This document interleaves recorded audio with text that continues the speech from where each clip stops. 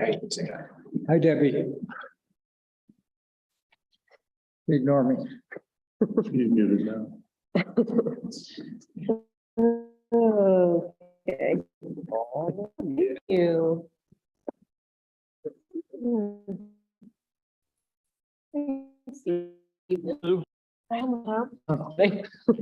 I do have the same breath though.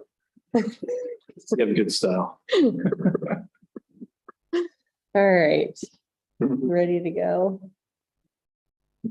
Yes, but you said our internet connection is unstable. Oh, I okay. don't know what's going on.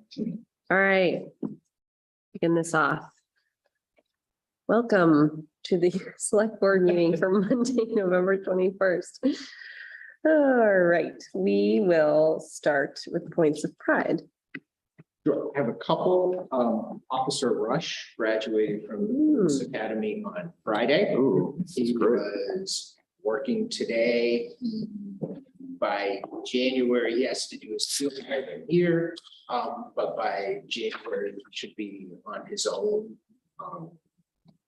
This was great. And Volnar, who had come from New York, needed to do the law package. He has passed that, so he is fully certified. So we're pretty close to being at full step, which is just great. Awesome. And in your packets were, I think, 3 different letters that had been emails that had been sent from the county attorney's office, thanking the office of the officers for their work on cases that had come up. Sergeant O'Connor, Officer Daniels, and as well as Officer Rick Walter. Nice. Yeah, Is those were great to see. that it for you, Neil? That's it. Were you at the Kentucky Carry thing?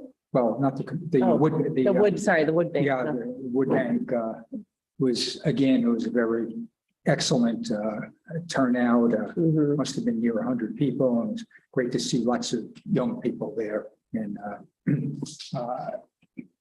Mary Congorin does a great job of getting everybody and all the volunteers and all the wood. Bob LaPree's video of it. So, just thank everybody for it, and it's for a good cause. Yeah.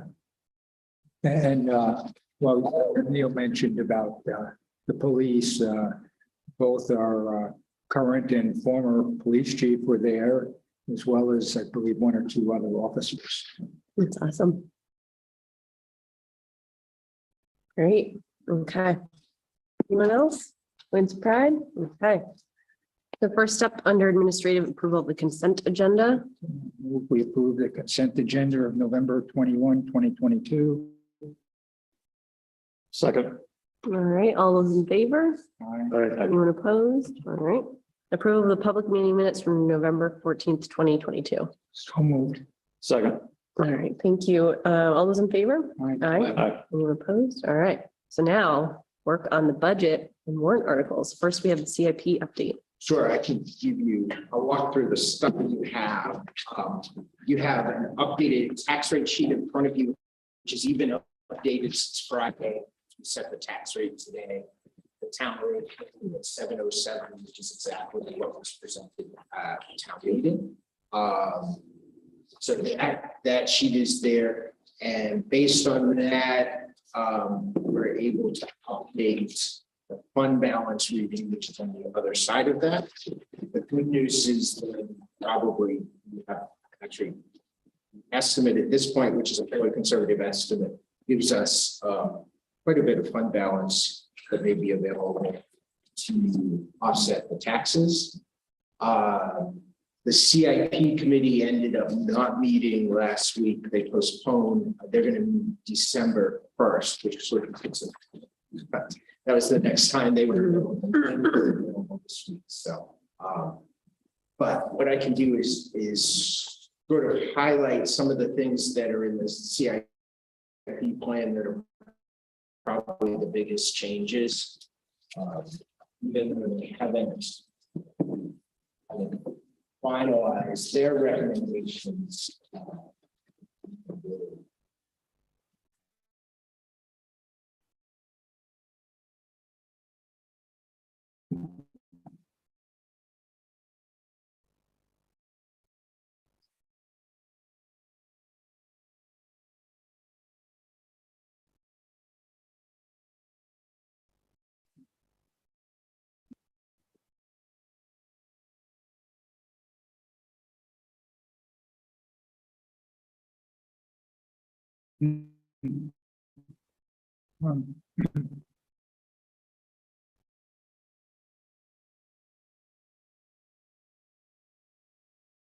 Uh, Sort of the first place is sledge removal, which is on the second spreadsheet, large spreadsheet. We had been estimating for a number of years that sledge removal would be 200,000 done right around now. Because of PFAS, the new estimate is that that probably will be $1 million project. So basically the recommendation at this point is for sledge removal this year to take out our peer, put in to expend 100,000 on the engineering required for all of that. Just crazy. And then we would have a firm number and a firm plan with a plan to bond whatever that costs the next year for 20 years. And the numbers that are in here reflect the green numbers at the bottom of the income reflect the sewer users paying half the cost of this. And Neil, if I remember from the other week, I had asked about the engineering in 2023, that 100,000, if any of that could be assigned to the TIF district, and the answer was no. That's correct. Okay. And with PFAS, aren't there isn't there some state money available for that? There is, and we've got state money that has done, which we'll talk about next, the lagoons at the transfer station. We have gotten state money for the testing of that. And we certainly will keep looking for grants and get all the DES grants. Basically, DES is not really giving grants in this case for like sludge. But if you look further out, we did receive a grant for plant upgrades, which is actually a $3 million cost. We really need more information on that. So that's kind of put in here in 2025. And we received a 10% grant.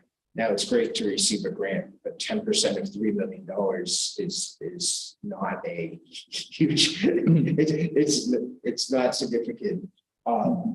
It's a significant amount of money, but not a significant offset to the total cost. So that's that is carried in here. Also at a 20-year bond, the upgrades with the users paying half. But I think that's still not firm enough. This sort of all happened later than we would have liked, and we need more information on what part of this has to be done, what doesn't have to be done, and the engineers are actually working on it. So, and also what was asked for was the pump up upgrade, which is $2 million. Seems like $1 million.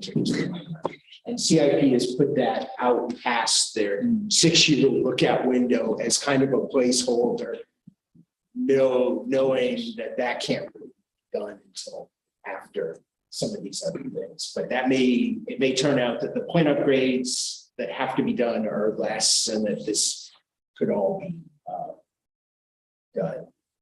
So a lot of that's placeholder, except for really the engineering costs that we have to do, really should do this year to Can you remind me, what's the status of looking at it, extending the sewer out to exit 6? So at the bottom, which we'll get to at the end, that's a project that the engineering for that, it's been requested for $35,000 for that, which would come from the TIF fund, because that is TIF related. So it's in there. That project though is a ways from breaking ground though. But what I'm thinking about is, when that comes to play, then a fair portion of these costs are going to be going into the TIF district. And could we delay those costs until TIF district has sewer there? They're different costs. The sludge, you may have a better idea a year from now when you're looking at potential upgrades, how much of that could relate to it. But the sludge removal is from the last 20 years. I don't think you can really put sludge into the TIF. There's no firm time frame on the sewer expansion to exit 6. Mhm. I mean, getting the engineering redone because I think the last numbers were from years ago. It was 5 or 6 years. Yeah, yeah. So even with firm numbers, I mean, that project, I don't think we've talked about it is actually happening. Okay, and I'm just looking at 2029, say. Yeah. It's a big, $2 million or whatever, for a pump station. Could that be a goal? That may be something that doesn't even happen. That's the placeholder. Best estimate now. So I wouldn't worry too much about 2029. I wasn't worrying about it. I was thinking, is it, it sounds like, assuming we go along with the 100,000 here, that we've got another year at least to think about what's the next steps. Okay. We really have good numbers. We'll hold you to good numbers. Better numbers. Those are accurate numbers. Let me rephrase that. I don't think they're going to be good. And then the next thing I just wanted to note on the last page of sort of the CIP footprint is other capital projects. Wait, sorry, can I just ask a couple more questions about the sludge removal? Sure. The line, the paid by user fees, is those line item numbers, is that the total amount of income from user fees, or is that just the amount of user fees that are going towards the CRF? That assumes they're paying 50%. 50% of the bond. Of the bond. Right. No, right. So, but 50% of the bond is $30,000, but the paid by user fees is, it varies over time, but 50% of the bond is like in the order of $30,000 to $50,000, and the paid by user fees number is like in the hundreds, 200s. Yeah, So actually, if you look at the sludge removal bond and the sewer plant bond in 2025, those two add up to the thing. did add up to Okay, double right. the money. So those two bonds. So, and then in normal operations, is it 100% funded by user fees, or is normal operations also 50-50? Normal operations is 100% by the operating budget is 100%. So in this case, it's just that the amount is way too much to be covered by user fees. Yeah, and until the board raised the user fees last year, all the capital costs were coming out of the town. And Thomas, we've talked about this, in the past, and my understanding is when the system was first built, it was built for larger than the number of customers we have for future expansion, and that was sort of the rationale why the current users should only pay something less than 100% of capital costs. And that sort of goes into why I was asking about the TIF district. Is if that was connected, then we could, I think, legitimately say, well, 100% of the capital cost should be paid by users. My understanding is it was designed to be built in 3 phases, and only the first phase was done.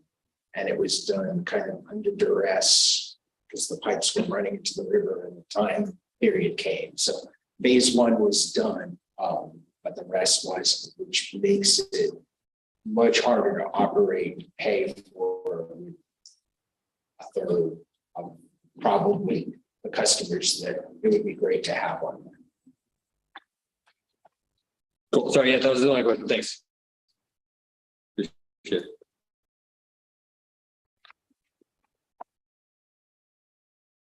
And then, so next one is Captain Lagoon closing. We're still waiting for the PFAS results, but our assumption is that there is PFAS in there and that will need to be capped and closed. And the estimate from the engineers on that is seems like we used to got 100,000. So the numbers in here reflect really getting a 1 million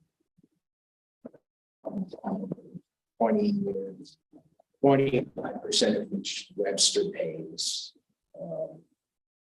So that's what's in here. That's the cap and close up.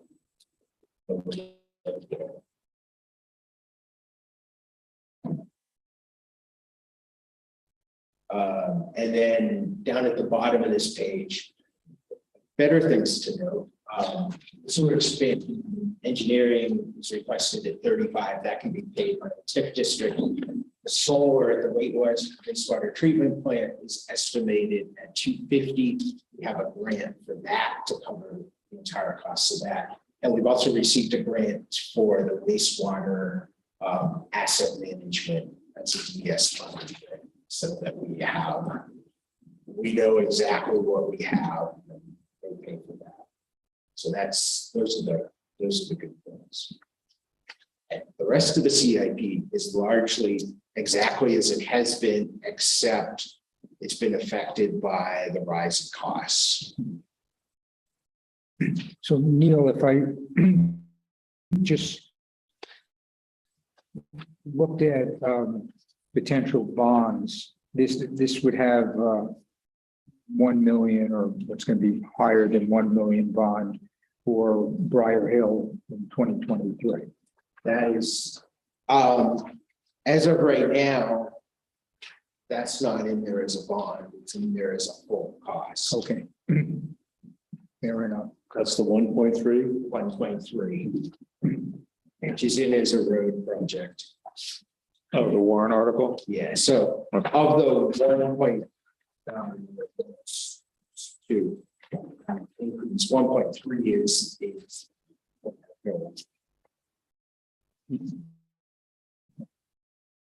So if you take that out. I hate to be out of line, but there's no way we can support a 35% increase. No. Wait, for what? This is just. Oh, tax. This is. Yeah. We're I'm not all thinking the same. I'm not advocating that either. I'm just explaining where. Yeah, If you that's, take the 1.3 out and use fund balance, you get actually down to a zero. Pretty close. okay, so if I put that one aside, then the other bonds that are projected in the CIP are in 2024, and it's $1 million for the transfer station lagoon and $1 million for sludge removal. Actually, the transfer station would be 2023. Your first payments are in 2024. And then, yes, sludge removal in 2024. That's the way it's.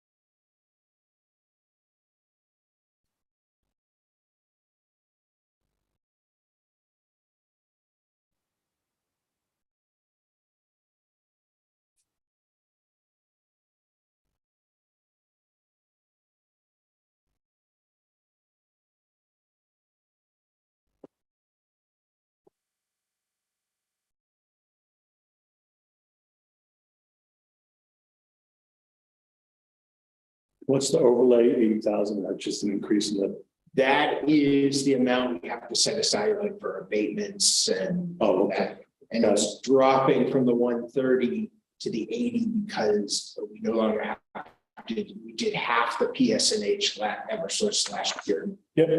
So Okay. it dropped the 6 million. I think I asked this question last time, but I forget the pay by bag special revenue is gone. It's just not in here. It's because it's a different fund, it offsets itself.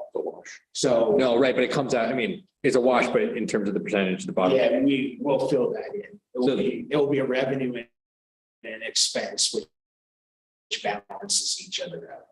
But in terms of total difference from 2022, it comes out. Yes. But not on the grand total line. It doesn't come out of the grand total line? No, because the grand total is the amount raised by taxes, so. Okay. So it's a wash in there. Like,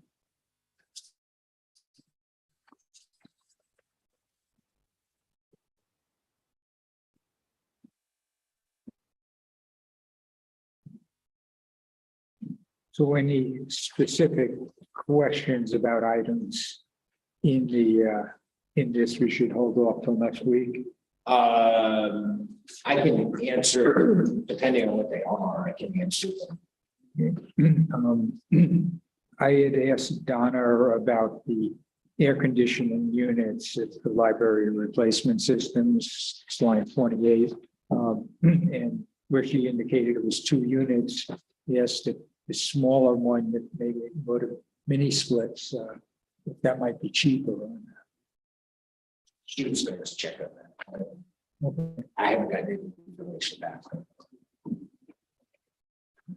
But given, it might, the small. I'm also thinking it might be more energy efficient.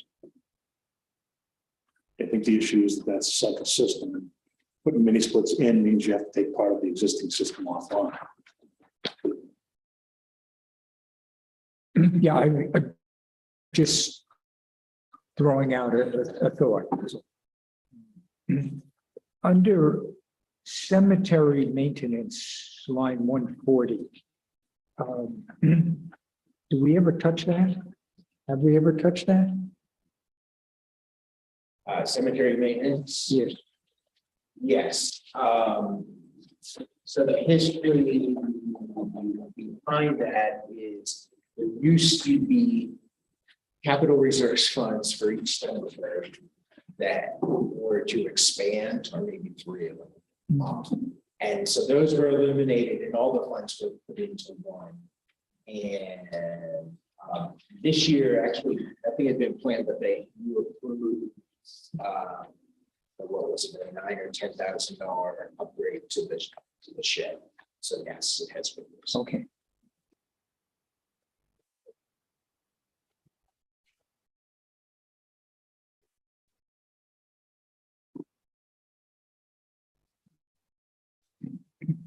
And on the town facilities maintenance trust, police station roof, last year, the estimate was, I believe, 45,000, now it's 80.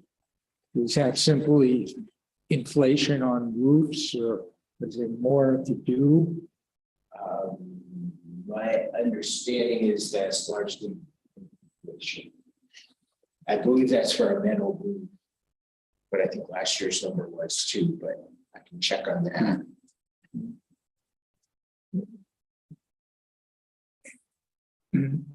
And in that same section, the Slusher Center air conditioning R22 units, again, are mini splits, more economical option.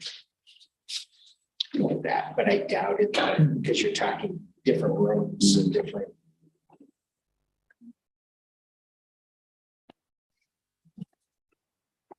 And we had some discussion, let's say, about the skate park, and there's 9,000 in there for repairs and signage.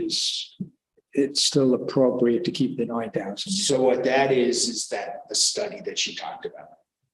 It's with the skate park.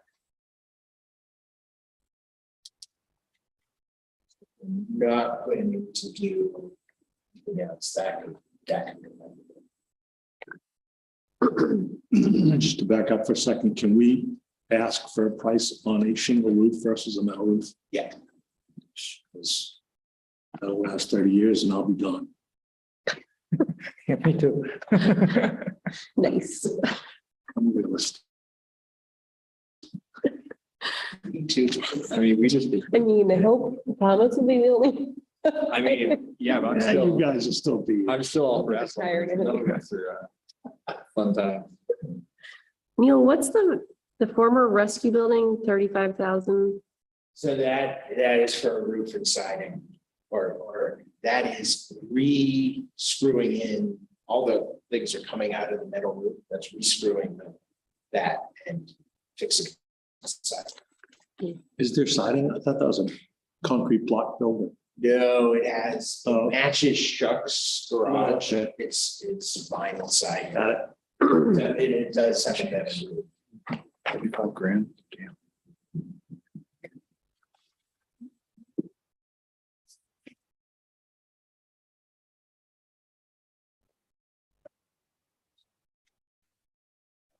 There, if the CIP is not meeting until the 1st, and we have to present to Budget Committee on the 7th. So they have really made all their recommendations on everything except kind of these big things, and your input is probably as important, probably more important than theirs on that. I don't think they'll make major. Keep the 6th open so that you and I can spend the day getting everything organized for the 7th.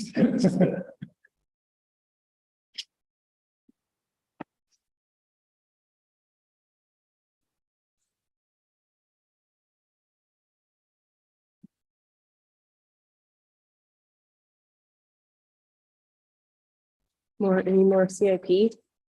Is our goal now to modify this or change it or comment on it, or is this just gather information, we're gonna discuss it later, or This is where you got it? don't have to meet next week if you finalize your budget. So now, Let's do it. does that sound? Incentives. One option might be, though, realistically, it might put a crunch on, but if CIP is meeting the 1st, it might not be worth meeting next week and meet the 5th, which is already kind of scheduled, I think it's in their schedule, Oh, yeah. to finalize it. Mhm. That does. It's done before. the vendor. Well, that's if we can finalize the operating budget tonight and the Right. revenue tonight. All right. Can we bond stuff over 5 years? Yes. And I think that we should pay 300,000 of this road project this year out of cash. We should bond $1 million and pay it over 5 years. I would, Keeps the number about the same, 300,000 years for the next 5 years. 4 years, I prefer 4 years, sorry, but 5 years is fine.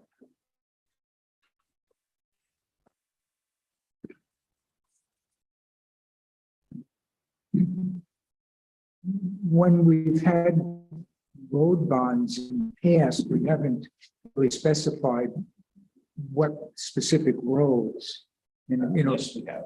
there've been a number of them. It wasn't just for one road. Correct. But that's because it was going to more than one road. Right, and here, if it's 1.3 million for Briar Hill, and that's only a third of what has to be done on Briar Hill. I wonder if that would even pass. well, I'm wondering if it ever makes sense to bond road projects. If we know that the amount of money that we're putting into road maintenance is way underfunded. The amount that we the amount that we should be spending every year should almost match the amount that we'd be spending on bonds anyways. So why not just spend that money every year? If we have 50 miles of paved road. And a mile needs to get paved every year. That's $1 million. It's more than that. More than, Because Dan said this is just the base code. right, so why bond it if we're, like, if we know that next year we'll have to bond another 1.5, and the next year we'll have to bond another 1.5? Why bond it if we're gonna constantly do it? All I can tell you is 35%. No, I know, Went up a lot. but what about instead saying, don't do the bond, or don't do the road project this year, but like put that portion into the capital reserve fund, because right now in the reserve fund, there's nothing there. Move those numbers up. So that we are now starting to put money into the capital reserve fund, not the whole, not, the whole 750, but hold off that project 1 year, but over the course of 3 to 4 years, increase the amount that's going into the CRF to what it should be. And then we'd be at a point where we're properly funding the roads.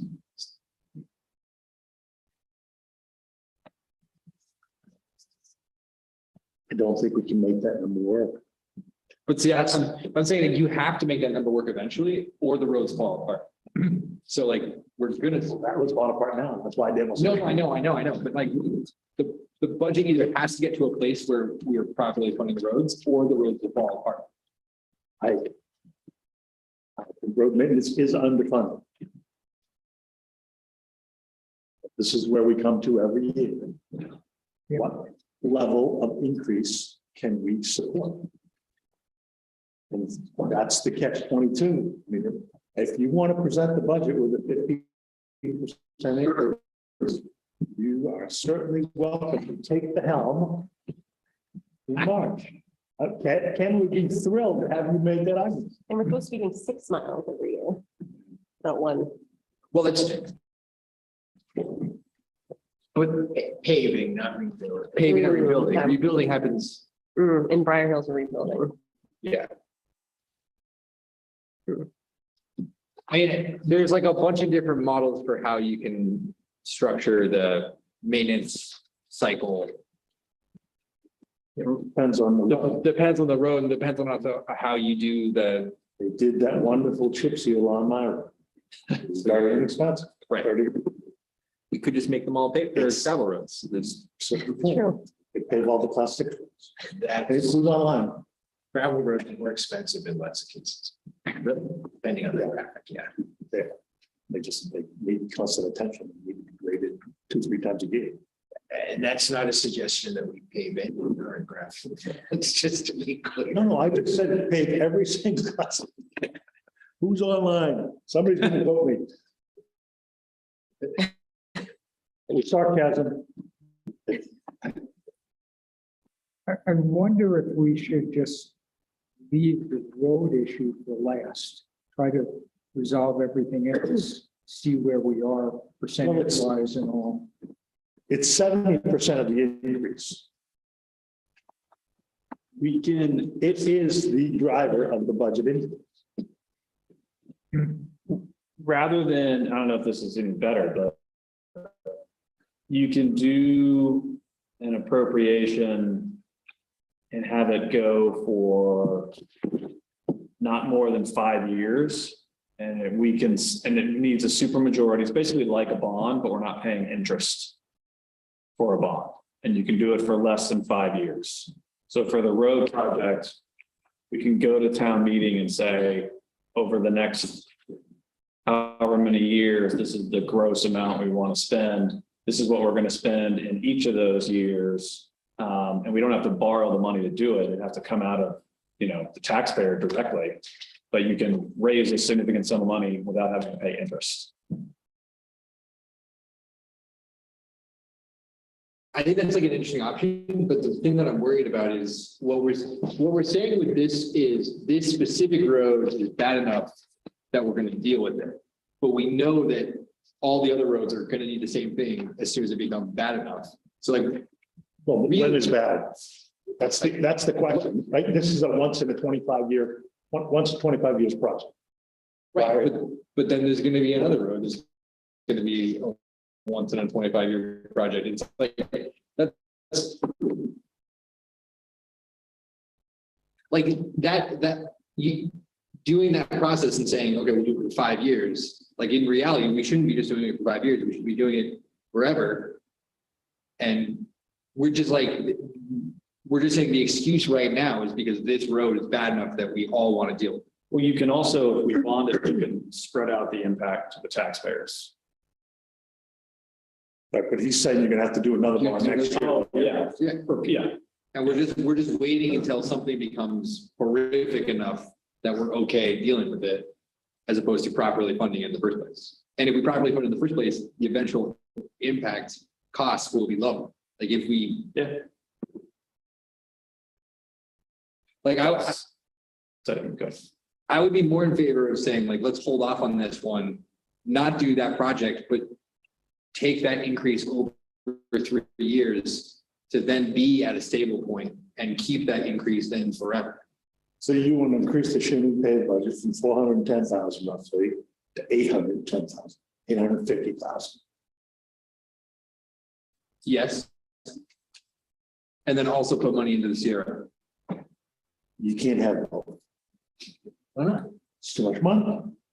Okay, no, because I'm going from Yeah. one, no, because I'm going It from is. one, take the 4, add another 3, that's 7, that's $300,000 less than this. Thomas, what could you live with for a tax rate increase? I don't know, I mean, you mean I think Realistically, baseline, 5%, 10%, 20%? baseline, I think we need to, at the bare minimum, be coming in around 6 to 7%. If we're less than 6 to 7%, we are paying for less stuff than we did last year. So That is, you're saying, let's try to create a budget that comes out to say 7% increase. I think I think we should be doing our best to come up with a good budget, and we should not be spending money we don't need to spend. But I think that if the budget is less than 7%, then somehow we found a way to buy less stuff. We are paying for less things than we did last year. We've got a fund balance. It's going to help us in one way or another. Right. And, whether we want to attribute a lot of that fund balance to be used for roads either now or in the future might be one way to do that. And that's sort of why I was saying, can we try to deal with everything else first? We say, okay, with everything else, we're at 6.5% without touching the fund balance, and then we can decide about fund balance. Yes. I think rightly or wrongly, it's harder to get the voters to support what you're suggesting. I think that they'll be more inclined to say, this is a dire need and we need to fix it, than we've been underfunding it for years and the roads are suffering and we need to drastically increase the operating budget, which is, we're just going to have to do basically in perpetuity to get back to where we need to go. So I agree with you, but if you get past the first year, then that's the budget, right? Well, yeah, but I mean, yeah, you're right. It is the budget after that first Get year. past the first year. Just go, yeah. And, what's our tax rate going to be? How much of an increase? I feel Dan's pain. I mean, he's got a shitty job, sorry. He's got a crappy job trying to manage the roads and the plowing and all the other stuff that he has to do. We have a crappy job in trying to make sure that the taxpayers don't revolt. Yeah. And, that's the sort of catch-22 that we're in. I agree the roads are underfunded. When Dan was here, it's very clear we're underwater on the roads. I don't know well enough what I know because I drive it. I know what Bright Hill's like. I don't know if it can last another year or two without someone getting hurt. That's always a concern. Yeah, I'd love to see us punch the budget up to be able to do more paving. There's the tax rate issue is not insignificant. That's crazy to say this one's urgent, we got to do it now. Then we have to do, I don't know, whatever, Park Avenue.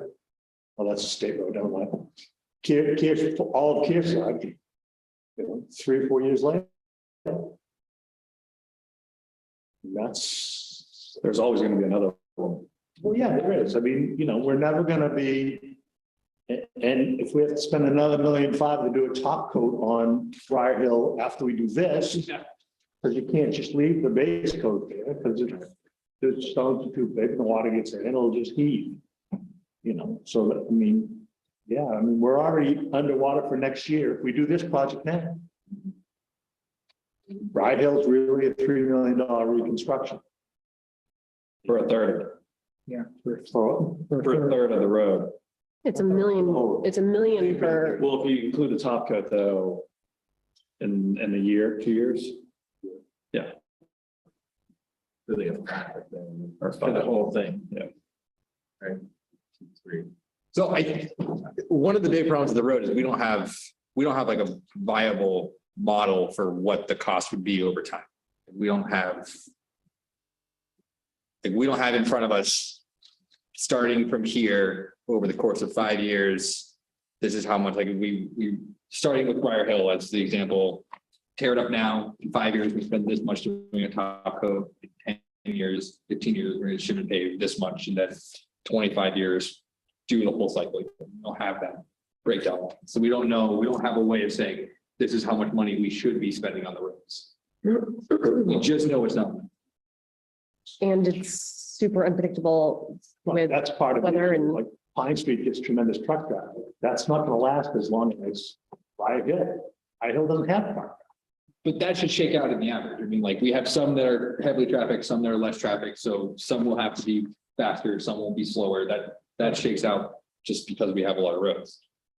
But we don't have like a, Well, Dan said he has a model on his computer of life cycle costs for roads. Right. So we do have it. We don't have it, but Dan has it. The cost, depending on which method you use. right, but what I'm saying is that for what we're discussing as to whether or not we should be doing one thing or another thing, that end number that we come up with matters. Like whether or not it's increasing the shipping and paving from 400 to 800, or whether it's increasing it to 1.2, that's like, that matters a lot for what we would be deciding to. But unless you're gonna do $2 million a year, you're not gonna catch up on the roads. What if it was only one? It's only one. You're saying two, what if it was only one? What if it actually shook out to be 1 million? You're still not gonna catch up. What if we would catch up at one? Well, Then would Dan we has just said increase the that we budget? won't. So I feel like maybe we should take Ken's approach or a different approach, because we could go, this is like philosophical about roads, and I know we have to have the conversation, but I do feel like we're not making any actual progress right now, so do we want to take a different approach here, like Ken's suggestion to try to go through? Not that it's not important, I just feel like we keep going and going and going with this. Right. I'm fine going a different way. Okay, What stop. I'm what I'm afraid of is that if we go through everything and we come up with, okay, this number is great, then we're, okay, now what do we do? And it's like, nothing will happen with the roads because it's not in a warrant article, it's not in a budget item, it's just we're happy with the budget now, let's not increase it to fix the roads. I was just saying, let's deal with everything else and deal with that last. And we have to take it, at that point, it's easier to take into account, what do we think the voters will accept? What can they live with? Yeah. I think we still have to deal with it, obviously, but it feels like endless task right now, trying to nail down our approach to roads to start. All right. Do we want to take that approach, start diving in on other non-road issues? Just on the CIP portion, what I had for notes that you're gonna get some more information on, Neil, was relating to the police station, mini splits at the Slusher and the library and the study at the skate park. What was your question on the study of the skate park? If that's necessary at this point or not. That's sort of your decision. You heard that presented. Yeah, what was, I'm trying to remember what exactly it That was. was, so the proposal is to do, Concrete ramps. Right. yeah, And so I think this is a sort of almost a design study right. as to what the layout would be and what the cost would be to actually build the concrete ramps. So Jeff, you're thinking we should just include this? I mean, I can only tell you what I heard when Paula spoke, which was the frames are going bad, which means at some point, something's gonna fail. And it's likely someone will get hurt. It's one thing to ride a skateboard up a ramp that's solid, but if it's not solid when you go up it, that's a bit hazardous. So we can't do like the piecemeal, like putting on new sheets because I think that's what Paul was, or we could, but it doesn't We really. have to really rebuild the frames. There's nothing left to screw the Okay. skate into. It's getting. Is the concrete approach, does that mean we like go over what exists or is it like basically a rebuild? Rebuild. Brandon, So I guess we have to sort of decide if it seems, Sorry. no, go ahead. I was gonna say, to me, it feels like it's conceptually, if we feel like we're in support of keeping the skate park yeah, for a that's- long time, then this is the next step. Right. If we're conceptually not in favor of maintaining the skate park, then we should not You do should it. just take it all out. Just take it all out. Mhm. Okay, well, with that discussion, I guess I'm fine with just leaving it in.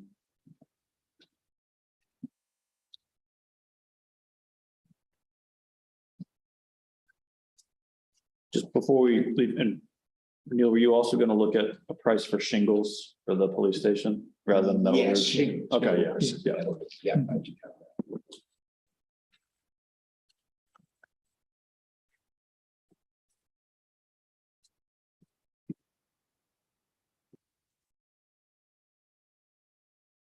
What do you have for us, So with Ken? that, I guess, Tell me where you want to go, because okay, I'm sure, two yeah, different spreadsheets. okay. I was gonna go to the operating budget, as you provided the updates on Friday. My first question is on 4152, the reval.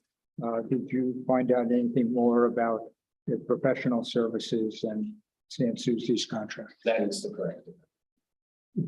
But do we need that?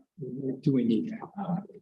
Assess utilities and cell towers, yes.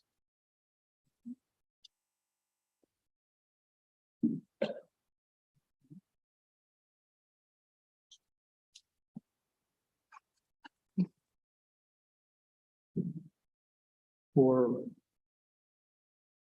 let's see, 4191, for planning for professional services.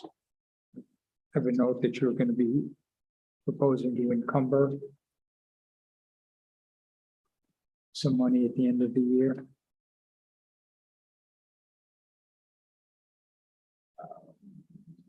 I think there was that discussion.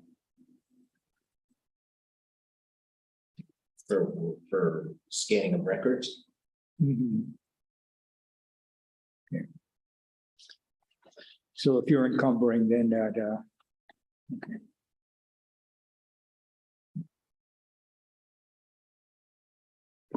I, just for everybody's benefit, I don't have many. I think that our department heads and Neil have done a great job. Fire 4220.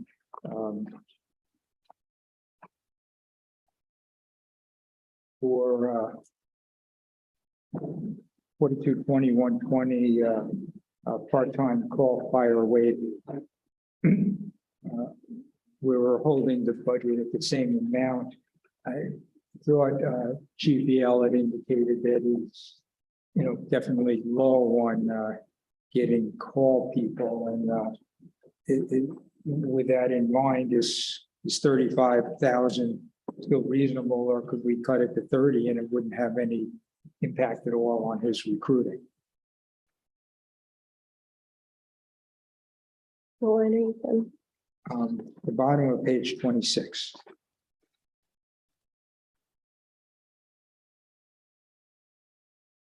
I'm on page 30, Oh, okay, I'm using the old, the old book, yes. you know, it gets really. Sorry. I just made Different changes versions. because I had too many notes. What's the line number? I haven't. It's 4220 fire, count 120. Thanks. Part-time call fire wages.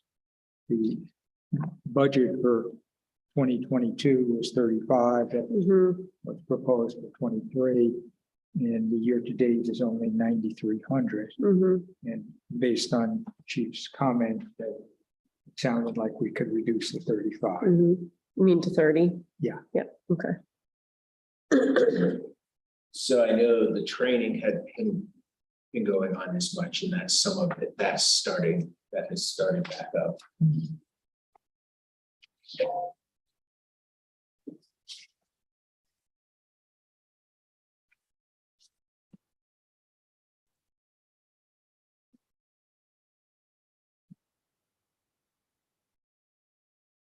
I don't recall the conversation with the chief on this particular line item. Did he say that? Did we ask him about what a potential reduction would do on this one? Didn't ask that, asked about what he was doing in terms of having, call people. Okay. And it was, let's say lower than he'd like, and wasn't having great success. Okay, okay.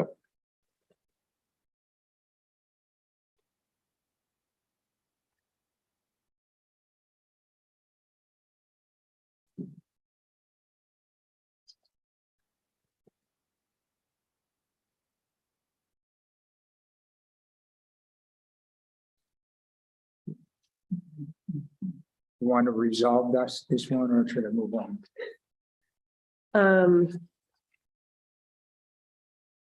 So, I mean, it looks like, so they were at 21 and 16 the last 2 years, but Neil, are you saying that? Some of that was because there was not training going on during COVID. Right? But they're only at 9 now. Although I can't remember what his numbers That were. would be half a year probably.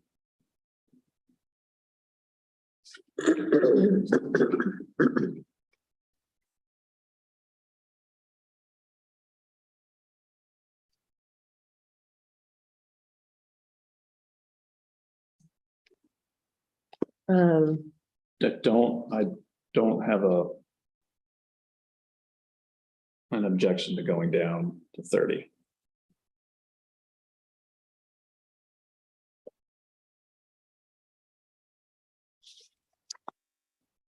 I agree.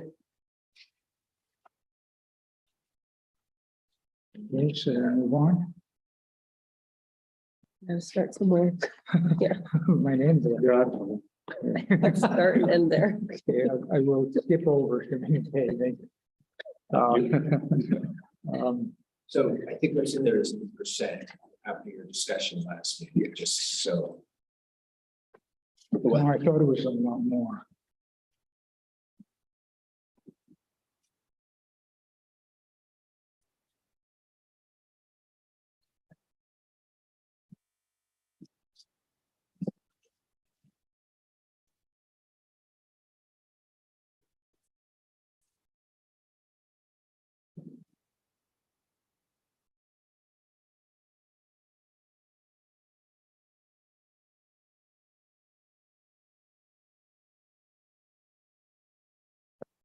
Eight percent is in there.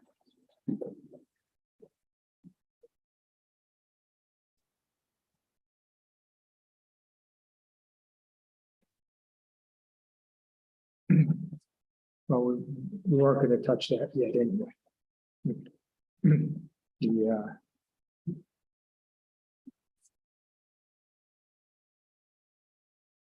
The, Recreation was the next. one, Mhm. 45, 20. Count 45, 20. Page, Use an old book. or the old new book, the old book, yeah, The old book. 75. 36. Oh, you're, Got six. down to 20. 36, oh my God. yeah. 30, yeah, my comment is on 30, 37. First was on page 37 of the old book, breakfast proposal, about 2/3 of the way down. And that one, I thought we could reduce to 500.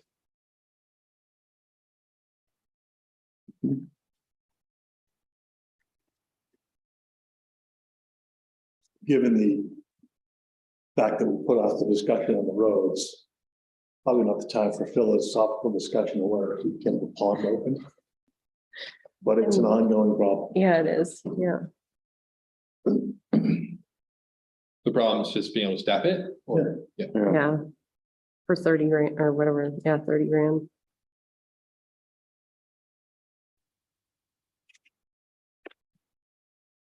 Did you want to talk about that or Well- just move on? Okay, so we okay on reducing postage by 250?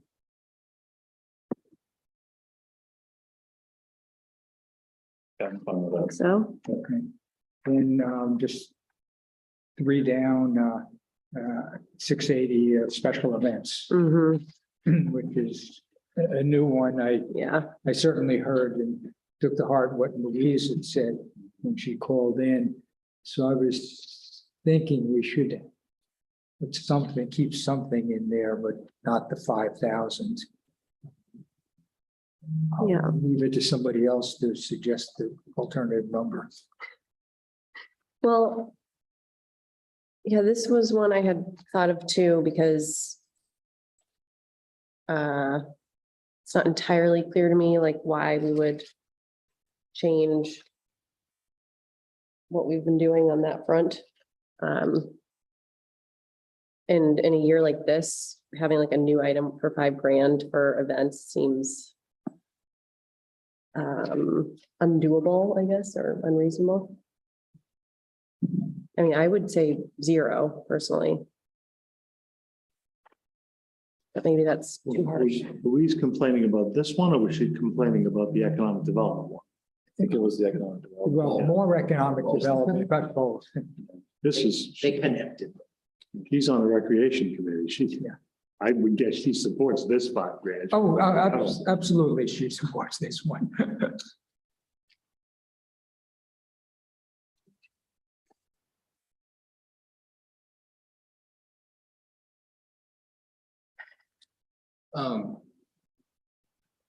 Hasn't been spent the last 2 years, 3 years? We haven't. What, we haven't had it. Hasn't been, okay. Yeah. Got it, right, okay. Mhm. And I think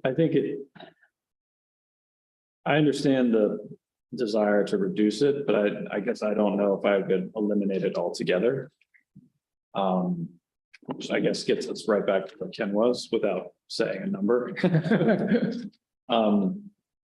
Can't put that in the budget. No, that doesn't show up in those little cells. You know, we could move this 1,500 and take 1,500 away from economic development. That would reduce the total by 5 grand. I guess it doesn't seem like we have a ton of events in this town, first of all, which is wonderful. But I think if you have to pay a nominal fee, or if some are like donations encouraged, like, I guess I'm just not clear on like what this truly gets the town. I mean, I don't see us actually like losing anything if we take this out. Like, it doesn't seem like completely essential, like tied to some essential event, I guess is my point. I mean, I get it conceptually, but in a year like this, it feels like a tough thing for us to include. I think it's also related to how much fundraising they do. Like, they bring significant money in for 4th of July, and some of them, so I think. For good causes. Is that what you're talking about? They're like, they don't pay for themselves, the events. or They have to fundraise. for it. to fund the event, right, right.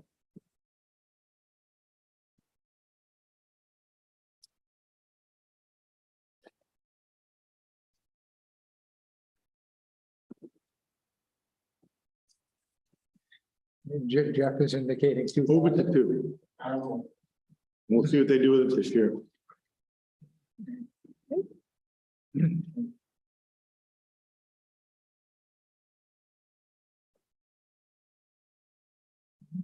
Is that acceptable? Yes? Sure. Okay. Might not be the last we hear from this part, so. I think it's reasonable. It's the first time. So let's see what it means. My next one was economic development 4652. On the old book, it's page 40. And almost, I think I'd call it housekeeping for and I think we talked about it, the economic development director salary is split 50% with the tip. So should Social Security and Medicare be similarly split?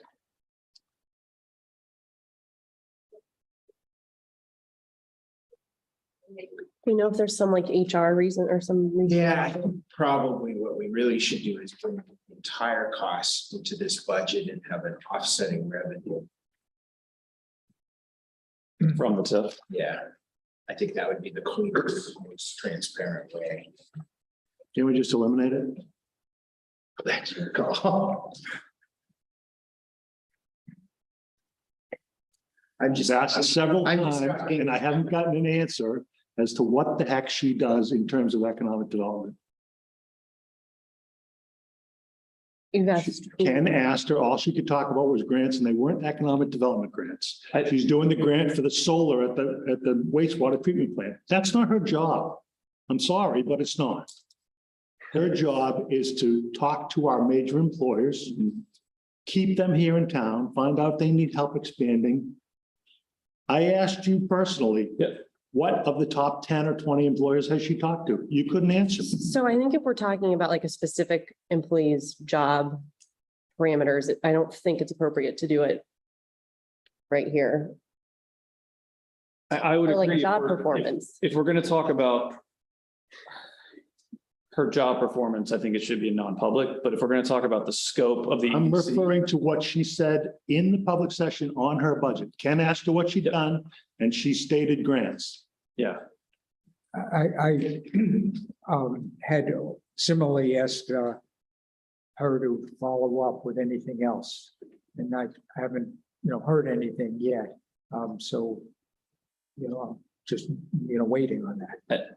not making this about her job performance. And what I've mentioned to you is that, the EDC thinks of economic development in broader terms than I think you're speaking of right now. And so, yes, she does have as one of her tasks to get in touch with the current businesses, the major employers in town, and have a dialogue with them about, what issues they're seeing and what they could need. That is not as simple as it may seem. And there's a good bit of work that has to happen before she reaches out to them. I would disagree. Understood. And some of these grants, there's a lot of money that's available right now because of the federal funds that are there. And I agree. There's a lot of money available. And I know that, you think it may not be her role to seek those grants. The precinct. There you go. But, those grant funds are not going to be available. There's a limited window to try to access those funds. In the context that you're speaking about, we should eliminate this position and create a community development position. So That's been the primary focus since this position was created. I disagree. Again, I think that when I'm saying we, the EDC thinks of economic development in broader terms. And, you know, How is a solar grant at the wastewater treatment plant related to economic development? I mean, that is so if that project, well, it prevents that project from hitting the tax rate. And so it defrays the cost from hitting the taxpayer. And I think it brings down the operating cost. You're not paying for electricity going forward as a result of that. And so in that sense, you have funding you can spend on other projects around town. Again, I disagree, but Would you want to fund a community development director? I'm just saying that seems to be the tasks that are being accomplished. So it sounds like that would be an argument for a title change, not necessarily for eliminating the position. Is there someone more qualified to be doing grant writing? So it seems like unless you want to talk about eliminating the position, I'm not sure it makes sense to discuss like who's doing what grants or like what the parameters of this role are right now in this setting. That doesn't seem appropriate to me, but like, I'm not sure how this is helpful to figuring out economic development budget. I think it started with my asking for what accomplishments of the department had been, so I could use that to defend and attack, whether it's the budget committee or whatever, that this is things that the department has accomplished for us. Mhm. That was the whole intent of why I was asking. Right, and that's fair, but in terms of the actual budget and like the salary, unless we want to talk about whether or not the position itself should be eliminated or like cut down, this seems like a pretty straightforward. If it were a community development position, would it be eligible for 50% funding from the TIF? It would have to do work for the TIF or in the TIF. Any position with any title could be if it met criteria. It's hard to say, just kind of in general.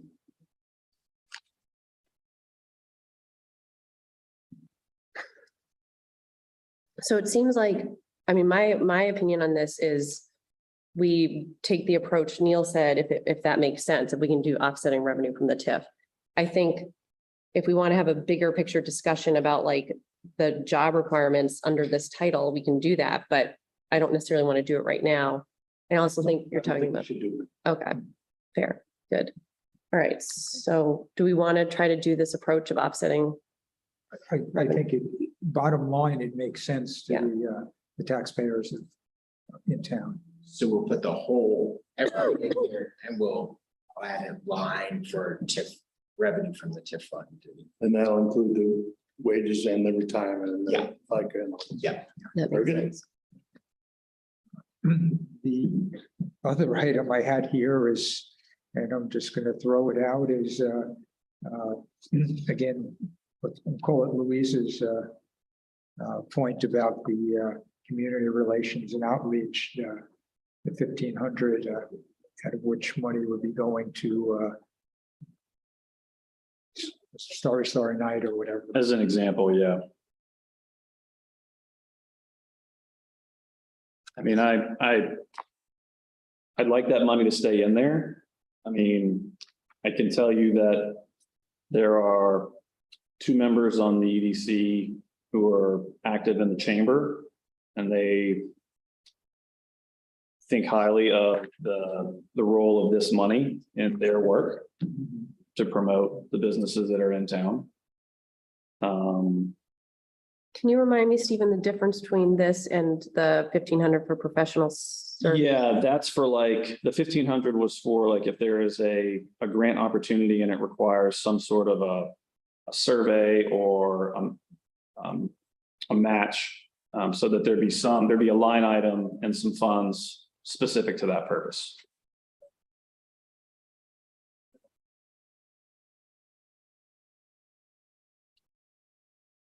So were you suggesting, Ken, to cut I the was, outreach? I knew it was an item that we had discussion about, so I just wanted to Mhm. flag it for further discussion. It's, I'd say the maximum amount in discussion might be $500. I don't know if it's worth having maybe a discussion about. It looks like 1,000 is what has been spent the last couple of years.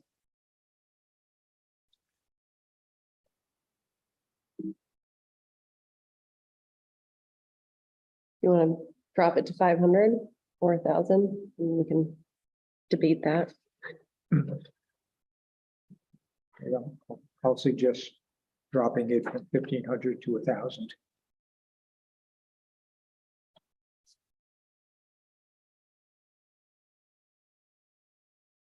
Do you think that'll have a material adverse impact?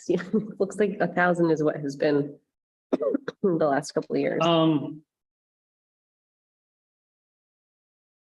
I think it will tie the hands of the committee for what sort of events can be promoted. Even if it is level with what has been spent previously. For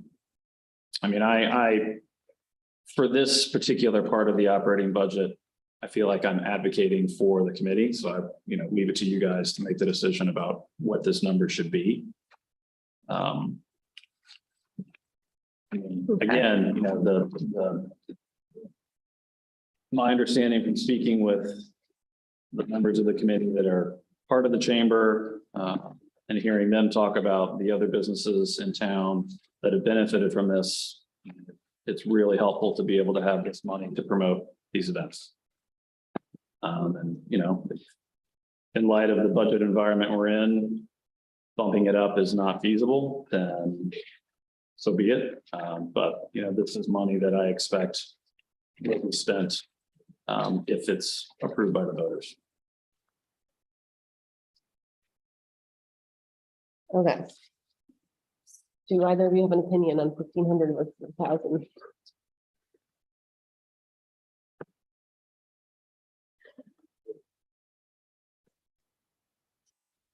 I would say, not to sound harsh, we should go down to 1,000, given the environment, unless one of you has a problem with that. I think that's what we'll do. I think that's fine. Okay.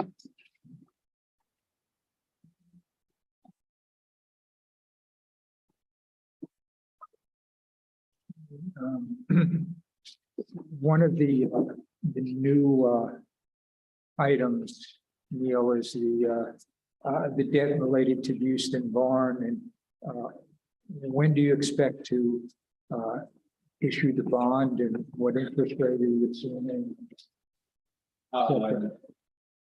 So that should be issued anytime, and I believe it's at 4.25.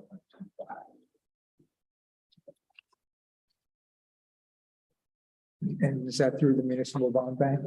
That is not through Vanguard Savings is the one that came in with the lowest rate. Where are you looking for that, Kim? What did we, It came up. what did we expect that rate was going to be last year, 2.7?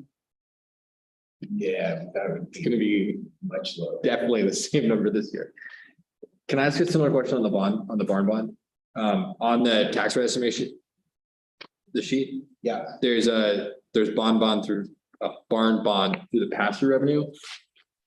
And then there's also, so there's the warrant article, barn bond, 272,000. Okay, thank you. And then there's also pass-through revenue, barn bond, 200,000. correct. Because last year the bond was approved, it was appropriated, but then you see the revenue, you're not raising taxes on that, so it is offset. The bond, the revenue from the bond is considered. So we vote to appropriate it, Yeah, and then we get the money from the bond bank that offsets it. yes. But And we, then the operating budget are the payments. And we didn't make any payments last year, so it To necessitates. say you were doing the $3.5 million bond, if you don't show that as you appropriate that, it passes a town meeting. If you don't show that as revenue, then you're raising the amount you collect by taxes by 3.5 million, which doesn't. but the debt service for that bond isn't in here. It is It is. in the updated. Yeah, page, Oh, the updated one. in the, Not in the old book. in the That's what I- update, it's on, I page don't fit the new one. 45. I'm bouncing back and forth now.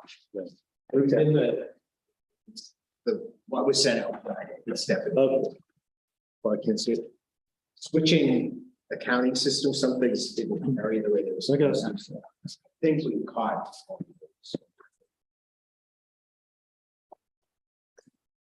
But in.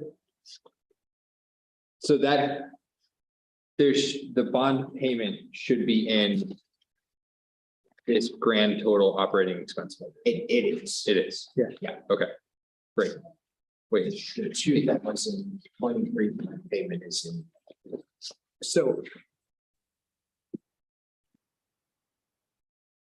Sorry. That's all right. When you look at the percent increase, if you look at the expenses, operating budget expenses line, it's increasing by 7.15%. That includes The bond payments. payments Yes, that were voted on last year. yes. So when we then look at warrant articles in terms of the amount, if you look at the total impact, the tax impact at the bottom.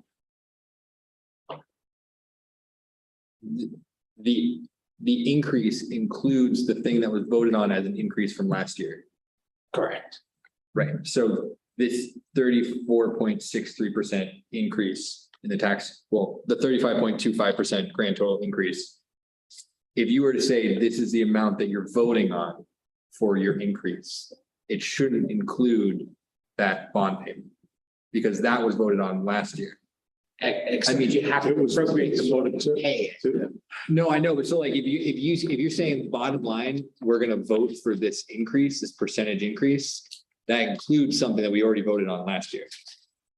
No, we voted to issue the bond. Right. We didn't vote to pay it back last year.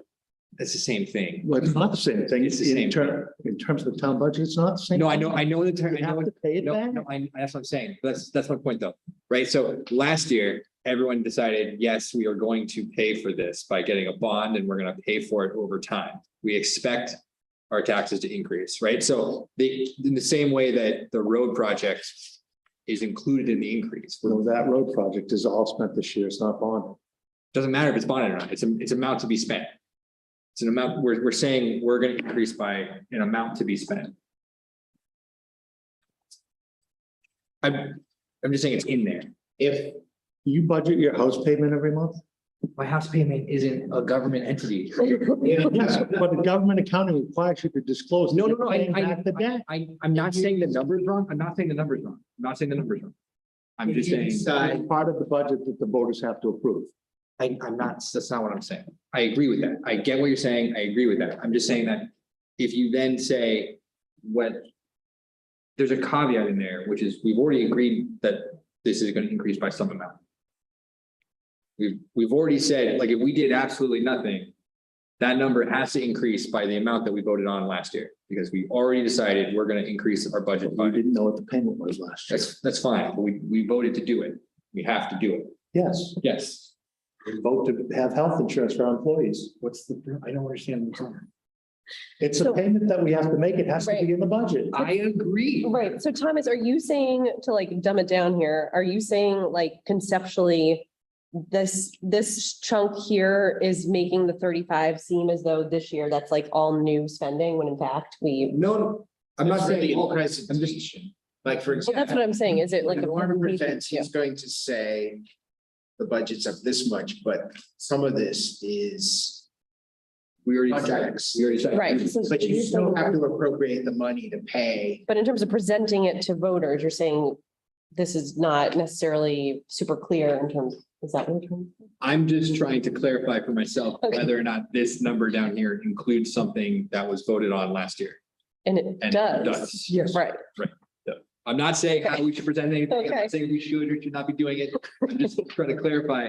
The number here, it's offset you here for that reason, and then if you're gonna have bond payments that were voted on last year are gonna end up in this number, just Yeah, and how it ends up. when I present the operating budget, it'll be explained that, part of it is $35,000 due to Due to the bond, the right? bond. Totally.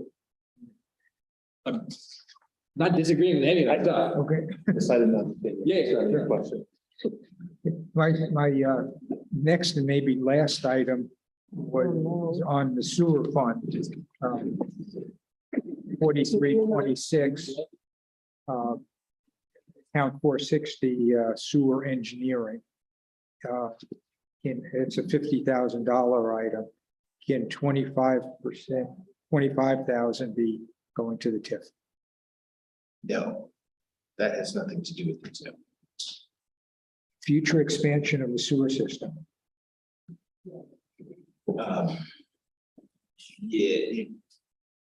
It's the plan, not the expansion of the actual system. So the TIF expansion doesn't necessarily require the plant to be upgraded or expanded. I don't, that's correct. Okay, As of the information we had, that may change. okay.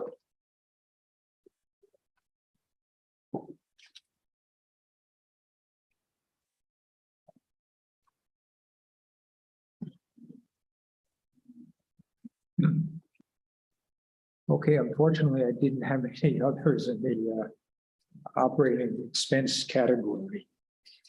I don't know if anybody else does.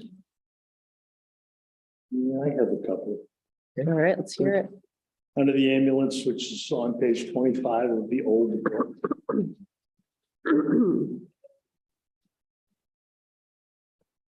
Line 120, ambulance wages, call, training and courses.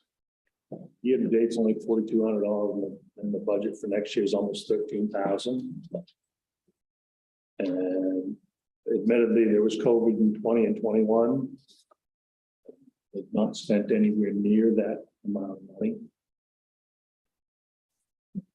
On that, Jeff, I thought I asked the chief when he was in and he indicated, I thought he indicated that he basically expects to spend it all this year. I don't recall hearing that, but I'm gonna take your word for it, Ken. Well, You're more in tune with the numbers than I am. let's see, Neil, do you remember that? I believe so. I think there's a couple people in the forces right now that gets covered. But I can check on. And then conferences and training, the same thing, you know, year to date, they're at less than 1,200, get 5,000 budgeted. The update, wait, are you on line 540? Yep. The Ambulance? update's 4,000 now for year to date, Okay. Oh, it is? Yeah, it's right? Yeah, I'm in the new book. 4,080. Yeah. No, it was in the old book, Oh, page 26. 27. do Line you have the right year? line 540.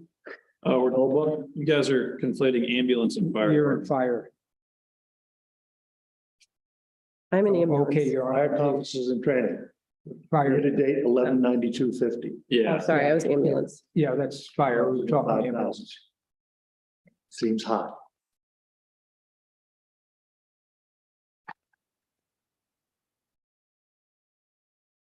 I believe I asked something similar, but again, I don't know what other people's recollection is.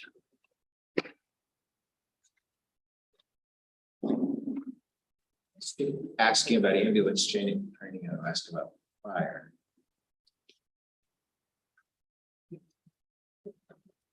And then the radios, aren't the radios on CIP too? They're different things, all the replacements are there. This is batteries and maintaining basically the radios we already have, and CIP is purchasing, replacing. We're $146 year to date out of the 7,500. I remember he said that would all be spent by the end of the year. I think those have been ordered and not arrived.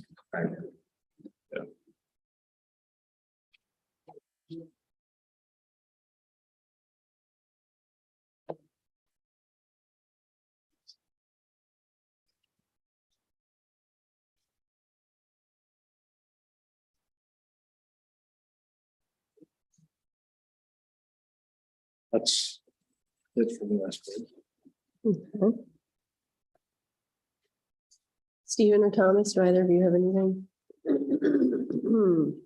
Sorry, besides roads? We can always talk about greenbacks. Oh, God. No, I don't have anything else specific. Discussion.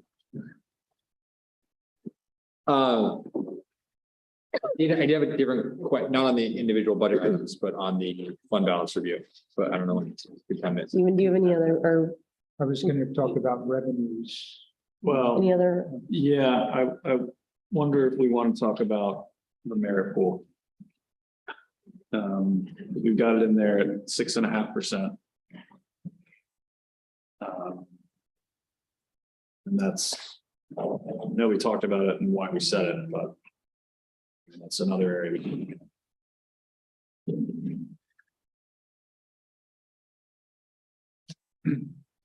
I was not looking at revisiting that. Okay, Same. I agree, it's a large item, it's a large chunk.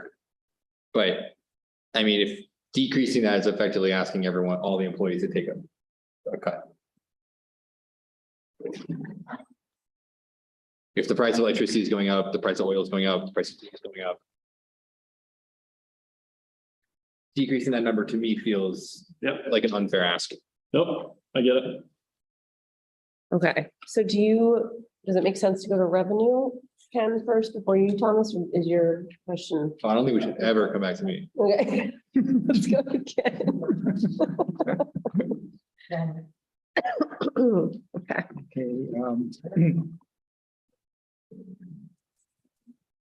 Okay, in page 3 or This one's a live spreadsheet, so I can change it. oh, good, this is exciting. page 4 on the new book, page 3 on the Use the numbers. okay. The land use change tax 3120.005. Year to date is 31,772. The estimate for this year is 30. Last year's actual was 51. So question should be raised with the, Should we raise to what? should we raise the 30?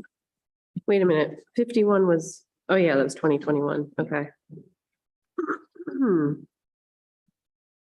It's 14. 39,804.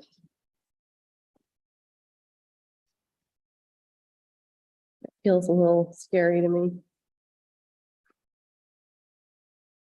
Yeah, no question. It bounced well in 2020. Beginning of the pandemic, it really dropped.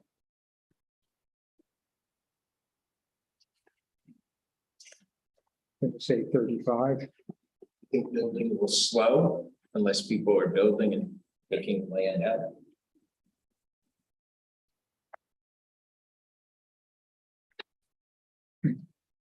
Yeah, it seems like we're on a slowing trend.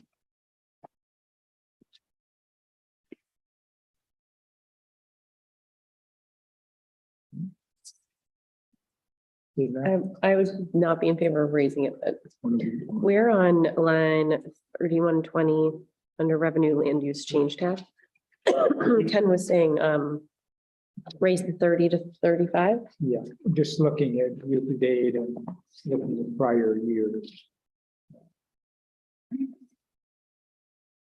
On this one, the big settlement between Massachusetts and New Hampshire That's flood control. for the flood control. I know, it's so, It's separate and it's already taken into account. We didn't get any more money than we were getting. from the settlement, from the big settlement, Right. The state's already been paying us. for the increased amount.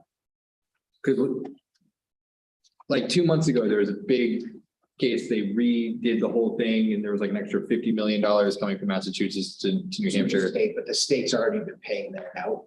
for the higher amount, even though they just decided it like a month I'm not ago. sure the settlement was a higher. Thought it was the same for us.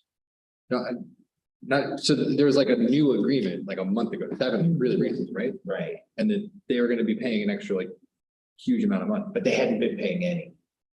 And they hadn't been paying any and the state had been paying us regardless? Correct. Got it. And we fought with the state about that for years to make sure that we got. what Got we it. were supposed to. So, okay, cool. So, okay, got it. Thank you. That's very helpful.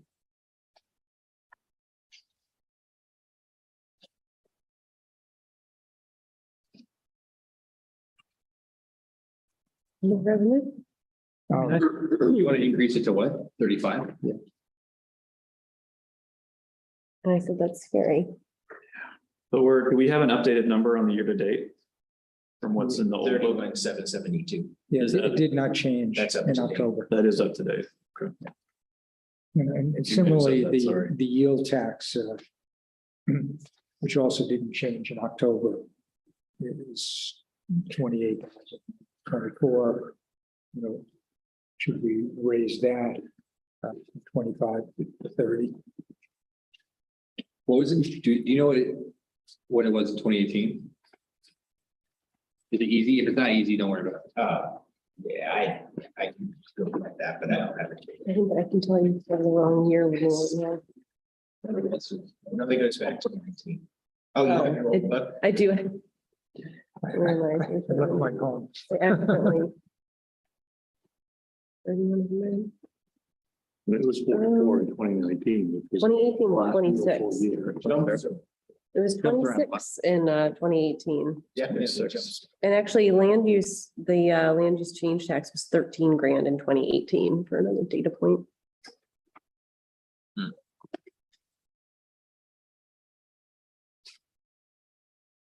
So, and unlike expense numbers, which regulate what you can expend, what actually comes in is going to be what actually comes in, no matter what you put in here. Right. Yeah, well, what this ends up just showing is what we estimate the tax rate is gonna end up Mhm. being. that People Right. have to pay.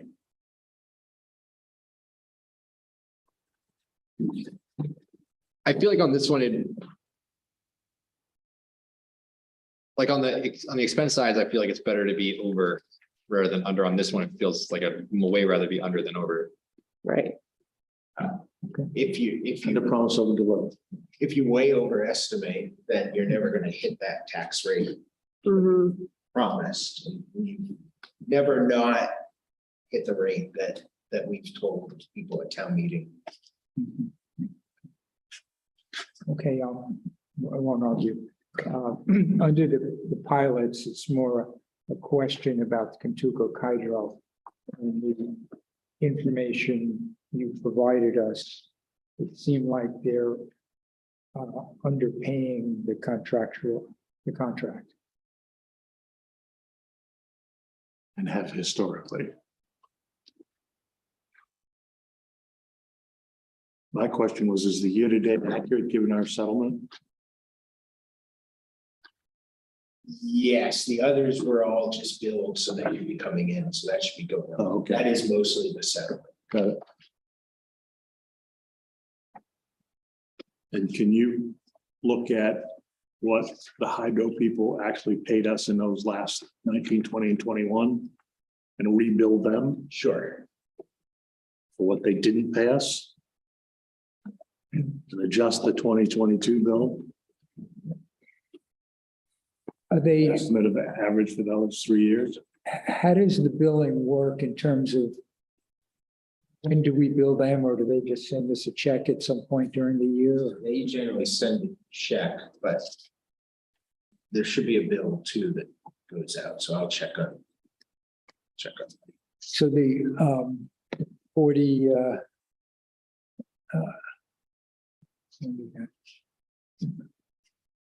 43 or the 5,000 number. How did you derive that? Based on what we've seen come in though. So we'll go back and take a look. Okay, because I'm trying to picture the financials we saw. Their operating revenue was. It was low in 2020, but it was in 2021, it was 150,000. So they should have paid us 7,500. Right. And in 19, it was 136,000. Mhm. It should have paid us 6,800. So this isn't a budget question, it's more they getting billed properly. Right, we'll go check that. Okay. We've gone through and checked all the pilots very carefully. Ensure that we're billing correctly. Okay. Then interest and penalties on taxes.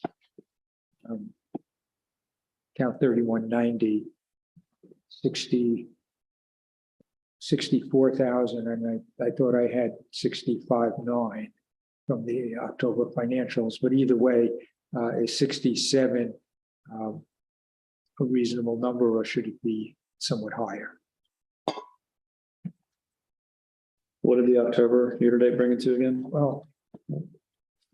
Well, this book, the new book shows 64, but when I don't think the revenue year to dates, we didn't change those. So they should match whichever you have.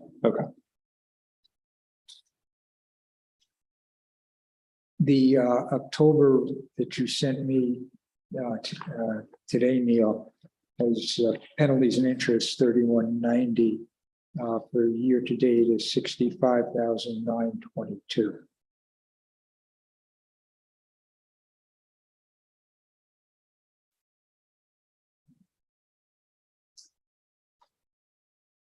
So it's gonna hit 67 for the year. Well, Pretty close. we got 2 months left, so I assume it's going to go. Yeah, but it doesn't go by month because And it only increased by less than 1,000 between the September number and the October. that mostly comes in during tax lien time, when people pay the tax lien, and also because we deeded, we're not receiving interest on what we now own. It's offset by revenue and other ones. Okay. Normally, we have an argument about motor vehicle, but I think your estimate is reasonable. Probably.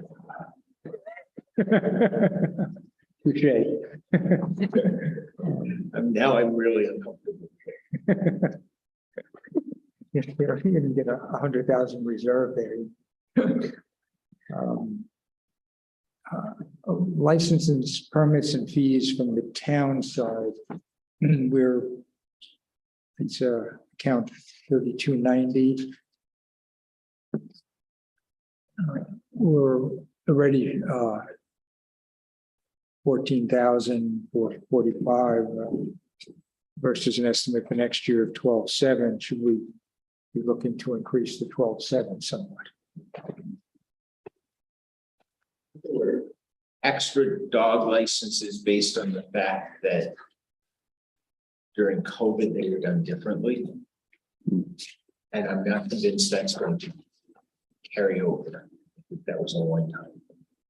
So you think going forward, it will be closer to 19 than what it was in 21? Yes, I think the 12,700.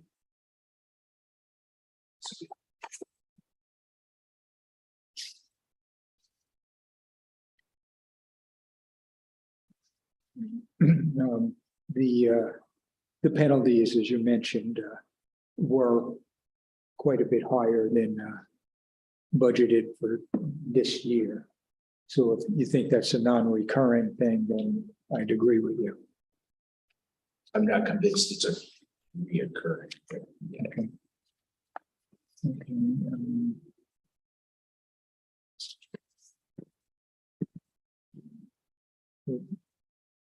Jumping to planning board fees. It's 3401.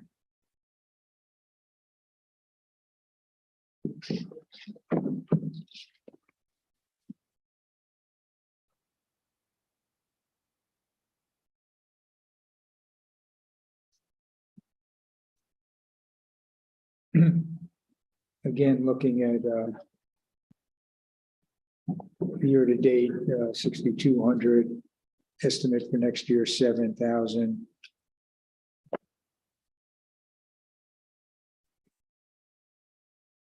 Should the 7 be increased slightly?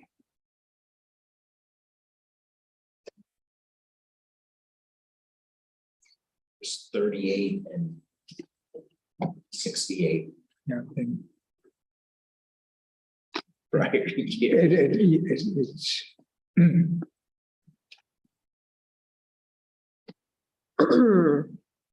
Yeah, I don't see that growing by a lot. I'm not Interest rate thinking increases next year. Yeah, I think it's going to slow. can't bring new development. And we're only at the 62. Mhm. We won't talk about. Let's add permit $3. okay. Three down, building permit fees. I do think that could come up a little bit.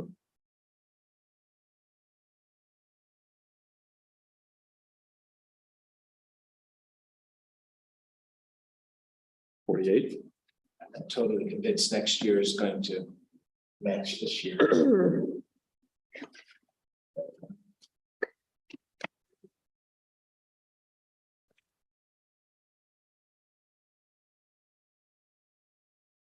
We had 2 new houses today.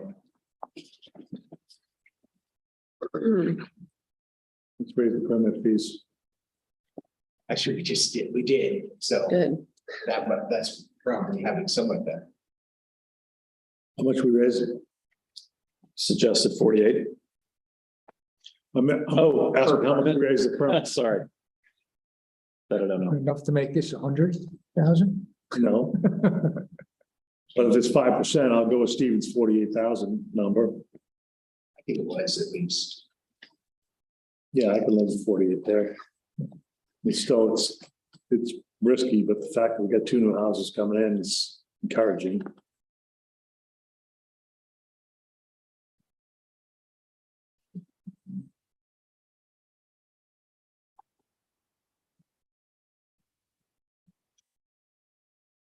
Okay,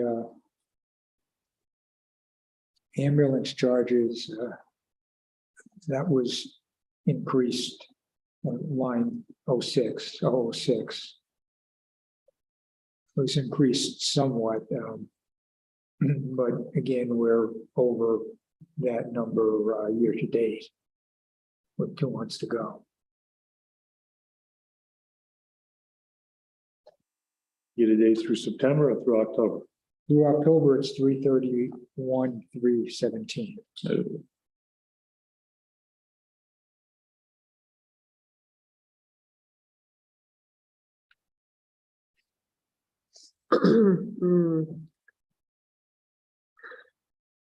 That, I mean, this year looks to be an outlier.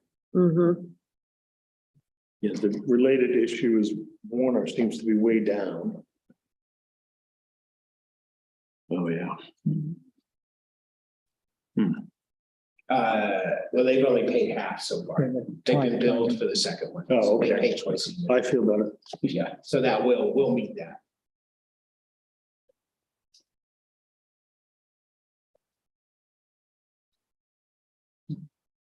You know, are there any of these that you feel uncomfortable with, like especially uncomfortable with? Are there any of these that you're like, if there's one of these that's gonna swing wildly, this is the one? You feel great about all these? No, I've been through them all pretty careful. Not quite as carefully as Ken, I don't, but. Well, Thomas, as you probably picked up from Budget Committee, I'm a little more optimistic about revenue than Neil is. And I appreciate, you've got to be conservative. I just meant for my, yeah, I wasn't trying, I meant for my sake, I don't have a lot of experience with these, so I'm just curious which ones are the ones that swing wildly.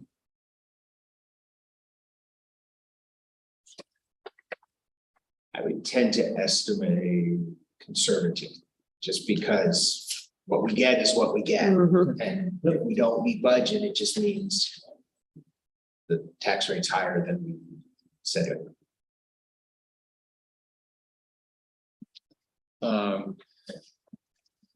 I mean, if it's 330. through the end of October. Don't have a problem bumping it up to 330 for next year, but I'd be hesitant to go higher. Just being overly aggressive. That's fine with me. 330 before we go. I'd rather keep Ambulance. 320, but am I the only one? Because we're already raising, I'd rather keep it at 320, but Yeah. I seem to be more conservative than Ken, so. It might be in the minority. Because we're already raising it. And no other year even really comes very close. What's up? I'm sorry.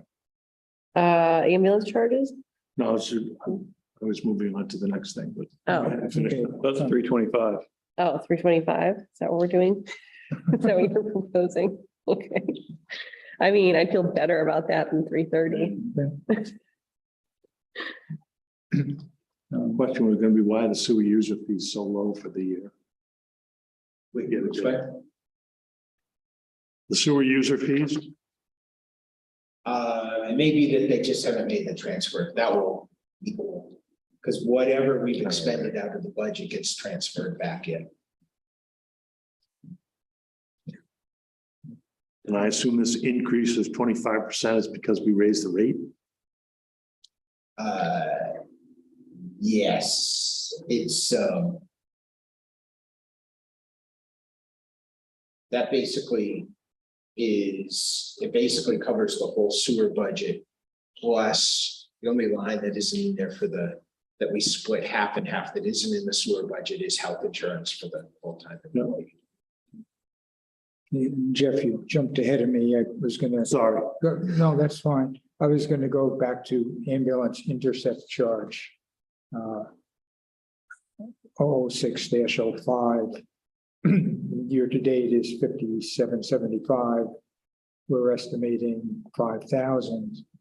And if you want to look at the prior years, in 21, nobody wanted to go in the ambulance if they could avoid it. Otherwise, it's been over 5,000.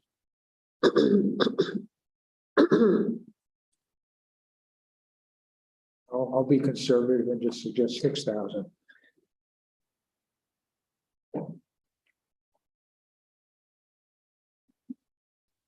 I don't like messing with any of the ambulance stuff. I'm just gonna say that, but it's me.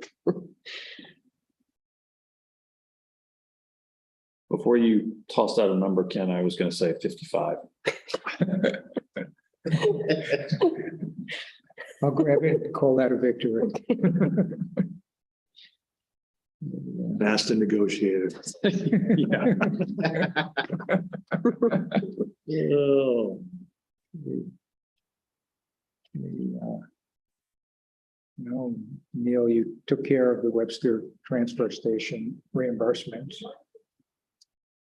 And as well as commercial. So I don't think, I didn't have anything on relating to transfer station. Can I ask about, do you think that number is gonna hit 145 this year? Sorry. Yeah, Transfer station commercial. yeah, I thought we were way down on that because we're not taking septage anymore, so the future doesn't look like 145. So, Well, you got 160 up there now. And a note that the fees will increase. Back in 21. no, they were increased partway way through this year. Oh, okay.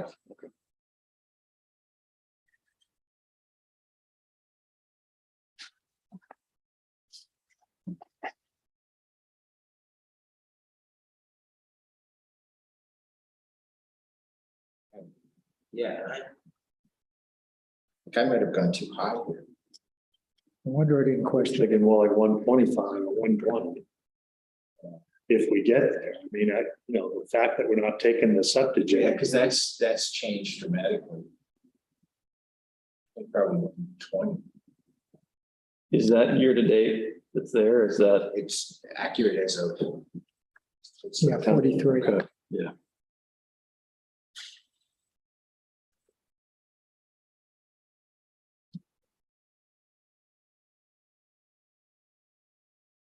So Sorry, Ken. Changes so can be. that's true, I'm back to zero. So what is the number? 120. I think that's, Have you been changing as we've gone along there? yes, Not that one. but He just changed it It's already on the changed. computer. Oh, it's not there, okay. Yep. Yeah. My next one's not until miscellaneous revenue, 250201, checking accounts. Before we go down there, can I ask about the pay by bag revenue? So I not trying to through the pot, honest question. Let's say, let's just say that the 3-year cycle of someone making a petition article to get rid of green buybacks comes up again. yeah, Pay by bags goes away. Yeah. That goes away. no. Well, it does after the next, That's collected. this is already collected. This is from last year. This is, Right. this We've is already- being collected in 2020. Got it. Great, cool. End of question. Thank you. The one above that, the recycling revenue is maybe a little bit low. We're 55. Yeah, they're coming in a little bit higher than. we Yeah, the expected. market's recovered quite a bit Yeah, yeah, and our recycling rate isn't dramatically higher, but the money we're getting for it has been higher. I wouldn't go crazy on it, but I might go to 60,000 because we're already at 56 for this year. yeah, I think actually we could do that.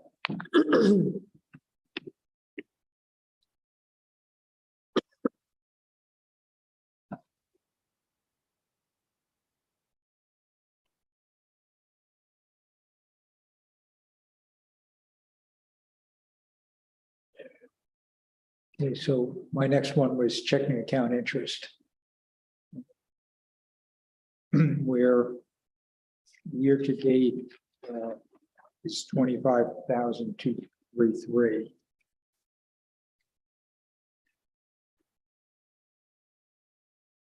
And if anything, interest rates are going to be going up.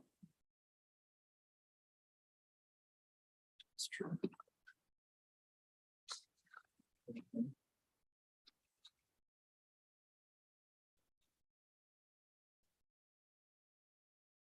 So you want to up that to 25?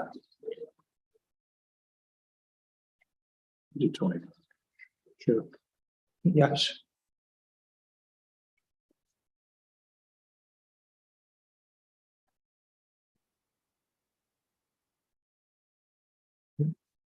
That's all I had on revenue. I don't think we end up getting a plus or minus. We're up over last year, 46,197.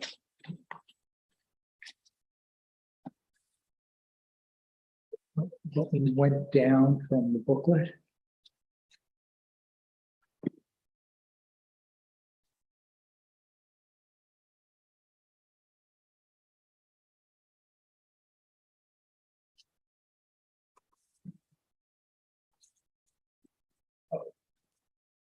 What that, yeah. The last year's budgets were updated based on the tax rate set. So there was one big change in the comparisons, that's why. The amount's higher. Room and meals actually, based on the added amount we're getting, we're actually getting 521. Which is more than we had budgeted, Was it 350? but it's going back down next year. When I talked to DRA today, so that's why it. Because in order to compare for the tax rate, we need to use the same numbers that were used to set the tax rate.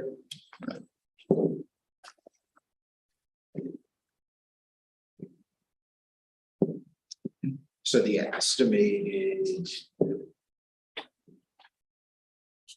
is about, it's about $28,000 more than. Okay, no, I was looking at the estimate for 2023. Right. Total revenue, It's about $28,000 more than the book. more. I'm seeing 18,000 less. Which book do you have, Ken? I'm looking at the new book, I don't have that one. I have the old one. page 8, You're looking at the total. summary, or revenue total budget. 4761. 280. 3761. Oh, Okay. So, okay, so it's down from that. Right. You should have gone with my numbers. But it was the.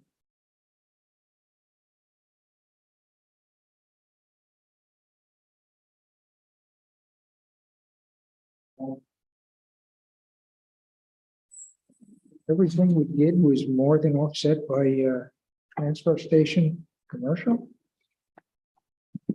That's down 40,000 from where it was.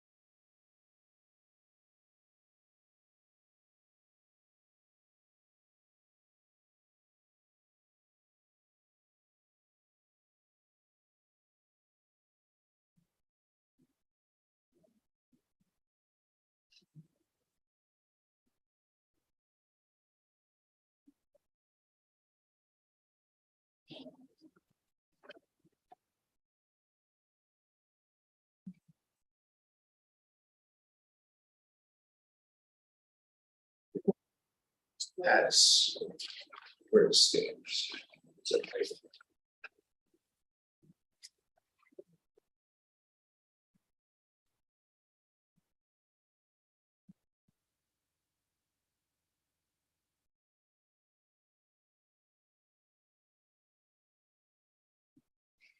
But after all that, the amount to be raised by taxes changed by about $9,000.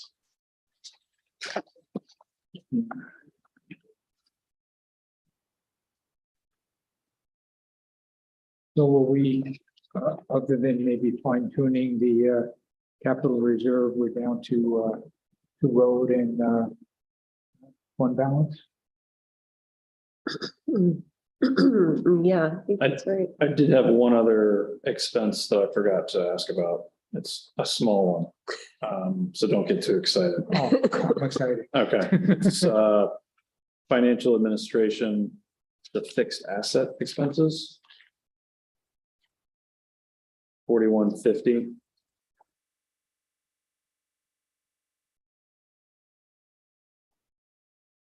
Got it in there for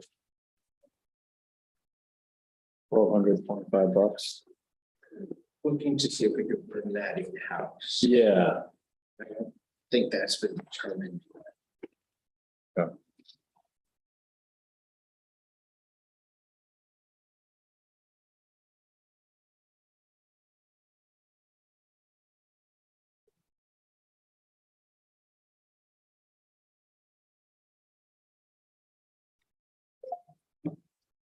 I preface it with, don't get excited. Okay.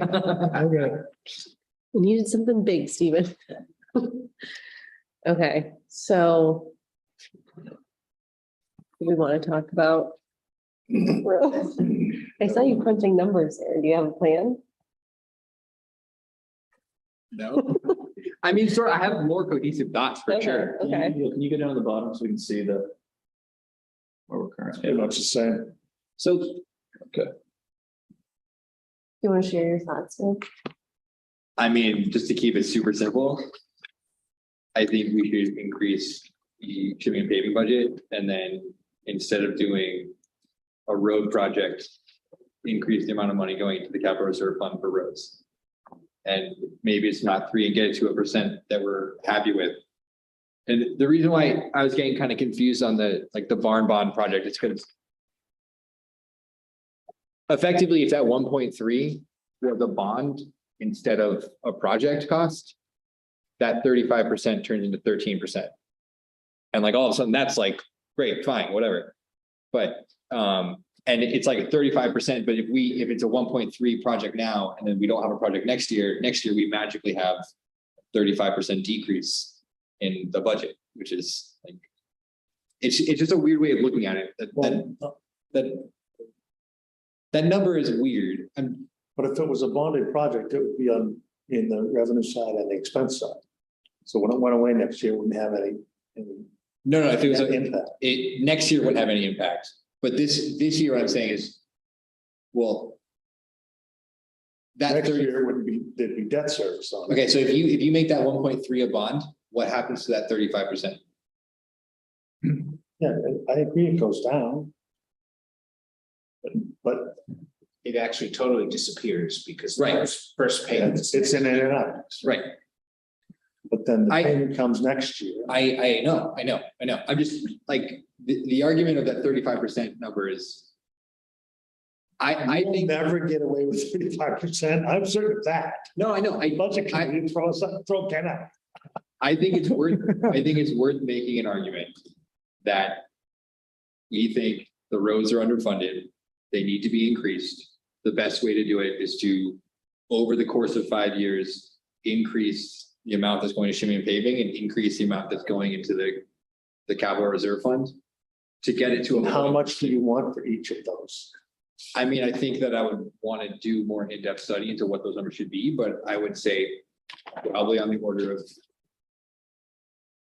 I mean, I honestly don't know, but at least 200 and maybe 400 to 500. Like basically 200 in the shipping and paving, 400 to 500 in the capital reserve.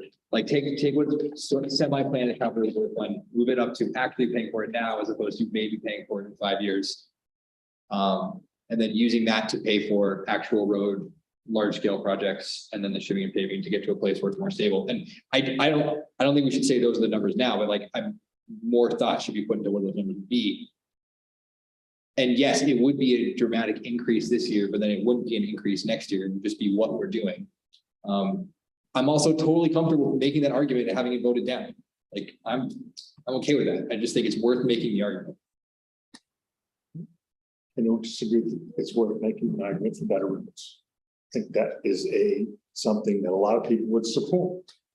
You could put it in as an individual warrant article and have that discussion. The question is, I mean, just at the number that let's say it's 600,000, that's a little less than half of what the 1.3 million is. So we'd still be looking at a 25-ish% increase in the tax rate. Excuse me, in the total spending. Like, because all you're doing is reducing that by 600,000. Yeah, no, I agree. Neil, do I recall that you've indicated that we're gonna be encumbering about 200,000 block grant for roads? And that's not part of the potential 600,000 fund balance? No. Okay. So we've got another 200,000 to bear in mind. You know, I certainly think it. Because of that 600,000, we can significantly increase the shimming and paving line. I don't know if we want to just stop with a significant increase to that at this point. And not do Briar Hill individual article. Well, we could do that as a bond, but it's only for a third or so of the Briar Hill itself. That's what I'm trying to say though, is that like. I'd be much more in favor of saying this is going to the cap, it might not even pay for all of it, but it's going to the capital reserve because we're going to normalize, this is something we're spending money on. The 1.3 to Briar Hill is just saying, we're gonna deal with this one thing now. Yep. Which feels like a, Small Band-Aid. yeah, Sure. Short-term fix tool. like I don't wanna have, I'd rather have one big argument than have the same argument every 3 years. Right. We have it every year. But. Yeah, So you end up bonding every year if you call it. Yeah, Yeah, That just. It's bad. so we've had 2 bonds in the last, what, 5 years, 6 years? And largely, after the next 2 years, that's what's left for bonds, road bonds. Everything else will be paid off. until we do Well, yeah, until we do sewer, the sewer. yeah, which is another infrastructure. Septic. I mean, I like saying to the voters, we need to be spending more on in our yearly budgets to support road work. I mean, that's my preference, just to do it that way, rather than, like you say, bond for one particular project because it's so bad. I just don't know. I don't know what the voters support.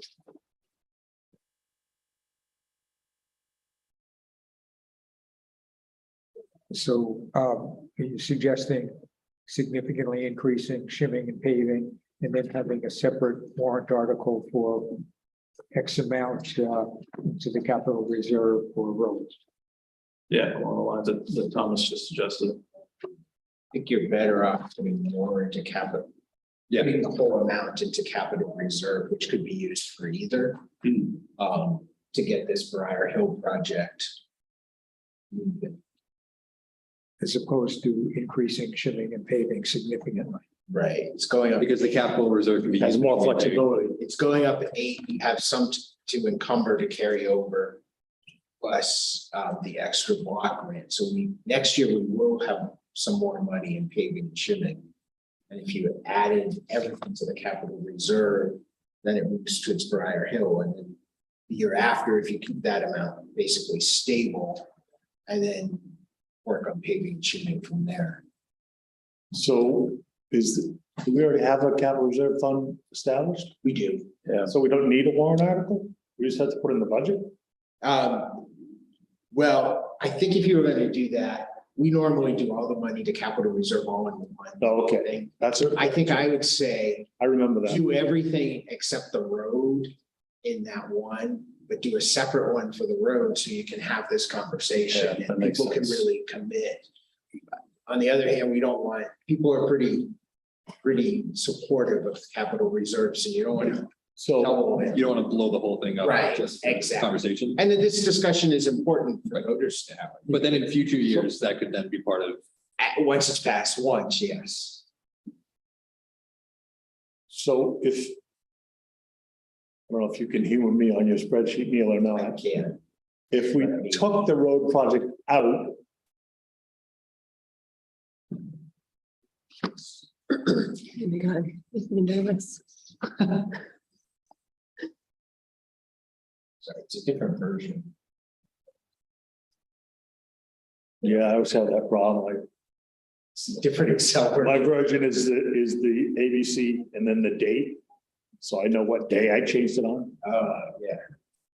All right, so So if we take the road project out. And you can just put this number in there, just because this is just discussion. So if we put 500,000 into a capital reserve fund. And then we used 500,000 of the fund balance. oh, sorry. I mean, you can put a negative in there and it. Please. So we're still owing 12%.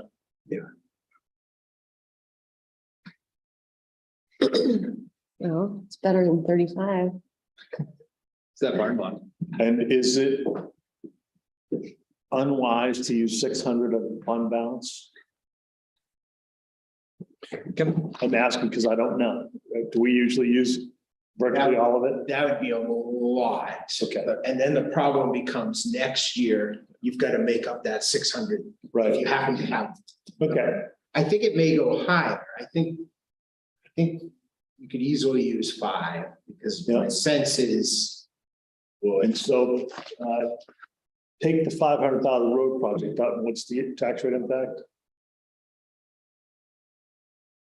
Okay, 2, 3. so then if this road 500,000 is a warrant article and we have the discussion. It passes, then we have a revolving fund going forward. And if it doesn't, the people have spoken, I suppose, except the people on Briar Hill. Remember, we have the 200,000 also. Right, but Grant. you know, we have $20 million worth of projects, 200,000 is a proverbial 1% drop in the budget. But yeah, it's 200,000. This is a very almost low budget. And then if you have a warrant article, people decide, yeah. But if we're talking about trying to normalize the budget. I mean, if we're increasing the money that's going to go into this road CRF, I feel like we're also tying ourselves to use a lot of fund balance every year. What, No, I, is 6.5% tax impact. And what are the dollars we have? Take, make the fund balance 400, see what happens. so Steve, I disagree with that. Yeah. What I would say is that in years where the budget is coming under inflation, you don't use the fund balance. And in years that you're coming over inflation, you do use the fund balance. Like you use the fund balance up and down until you normalize everything out. But I mean, I don't remember a time when we didn't dip into fund balance. Is that just because we've always been behind inflation? Well, we've always tried to Because reduce the tax rate on behalf of the taxpayers. Well, yeah, but Well, it's also, if you have fund balance, you should use it. well, yeah, but I mean, I worry that, you know, if you look at the history If of it our. doesn't show up, your tax rate's gonna skyrocket. Yeah, Yeah, that's why we've always tried to leave. No, right, so like, I'd be more in favor of a scenario. I'm not saying that we should use the fund balance, but like in ideal scenario is over a course of several years, we're increasing that number to get to where we want to be. So we do increase it, just maybe not all at Increasing once. which number? The CRF number. And if it makes most sense because we have a pressing project now to increase it dramatically at the beginning as opposed to gradually over time, then it would make sense to use the fund balance to offset those initial first 3 years. If we use 300,000 of fund balance, that brings us to about 6.5. Right, but that's with no CRF money for the roads. No, then that gives me an idea of how much potentially we could. Okay. So there's another 300,000 that we could. If we wanted to use all the fund balance, then we have 300,000 we could put into that CRF and still have a 6% increase. I'm uncomfortable using all the fund balance. Wait, you are or not? I am not. Okay, good. So that's where I am too. Cute. So wait, under this, I'm losing track of what's happening for the roads with this approach. Nothing. And so do we have like very basic question here, Briar Hill, do we have a sense of like how urgently that 1 mile needs to be redone? It's pretty bad. Is it the top of Briar Hill or is it the It's the hill? bottom. Down, yeah, the fireman. Like, what did, Dan said it takes like 4 times the amount of salt or something because of the way the road is so busted. Like it just takes more, they have to redo it like It 5 puddles. times more than, Puddles and. oh, right, that's what he was saying. Yeah. They melt it. So it's a money pit. Either way. Yeah, right. But one way seems way more wasteful. I mean, another way that could happen is you bond Briar Hill and increase the CRF. And you offset the CRF by the fund balance.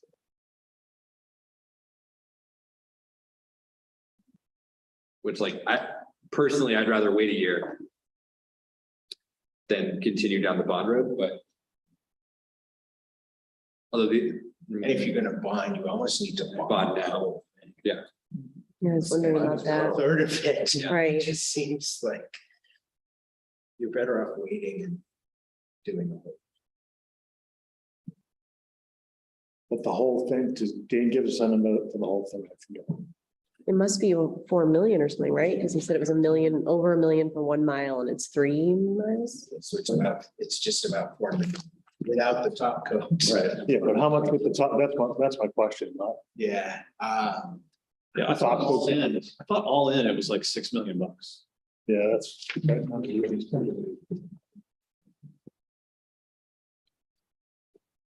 If we use 500,000 of fund balance and we put into a reserve 200,000 for the road, does that give us about 6.5%?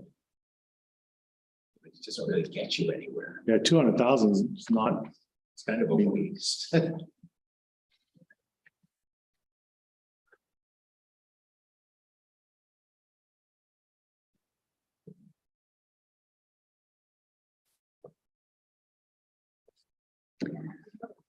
So can we just break down the approaches here to keep it straight? So your one option, Thomas, I think this was from you.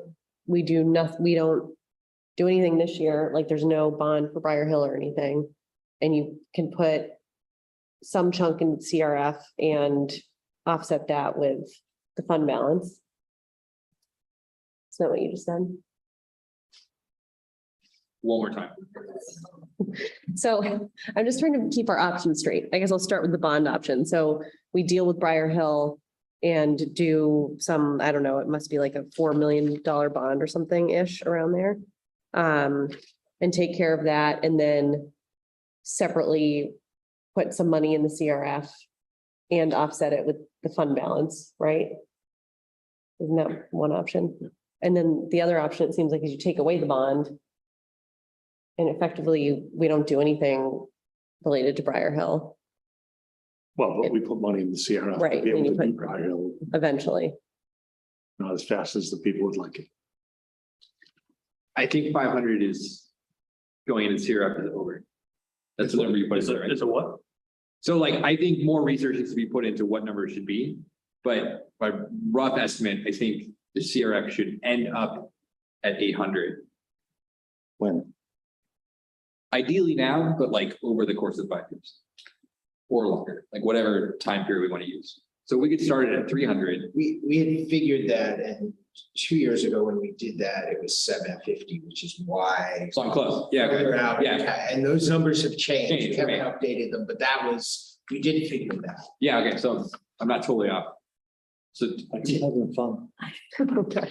so take, Me too. start at like a third of that with the goal of increasing it over the span of 5 years, 6 years to where it should be. And so the CRF would be like not. But then we would need to do a bond for Briar Hill Because that puts Briar Hill. because other Briar Hill's way out. Yeah. And if we're already behind the ball on Briar Hill, so do the 1.3 on Briar Hill on a bond, because we're already way behind on the 8 ball on that one. And then But that only does the base coat. Yeah. the 1.3, no, it does a restructure. It's a rebuild, Rebuild of one. but doesn't include Only top the coat. base coat, not the finish coat. So that has to be done in, The next. A year or 2 years. and then we got that CRF. And that's only, But I don't think it's enough.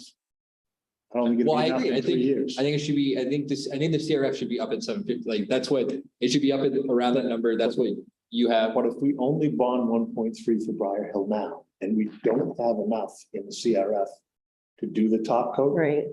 We will have pissed away. No, I agree with you, I agree. So I'm saying, if we're gonna bond Briar Hill, we should bond whatever the total is, 3 million. I agree. Yeah, I think, I would agree. let me see what I agree with. I think if we're gonna bond, it shouldn't be just for the first mile. I agree with Jeff. If we're gonna bond for Briar Hill, we should bond to do 4. the entire 1.5 thing, million. top coat included. And then also start putting more money into the CRF to build that up.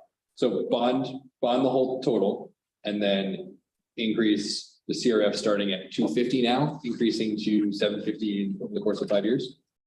I don't know what that increase is. I don't know what the steps are. But to me, it's either we put a whole bunch of money into the CRF to start introducing people to how much money we ought to be spending on roads, or we put less into the CRF and do the bond for Briar Hill. Yep.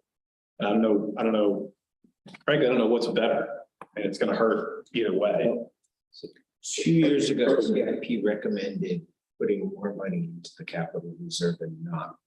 Yeah, I mean, you don't pay the transaction and the interest costs. I mean, right? But the flip side of it though is that the construction costs are rising faster than the interest rates. So by saving money, we're actually losing.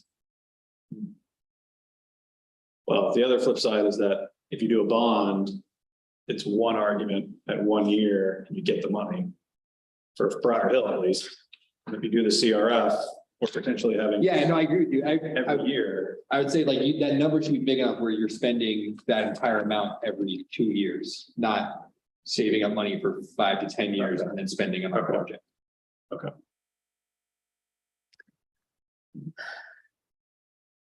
And that's where the more research comes in to know what that figure is over 2 years.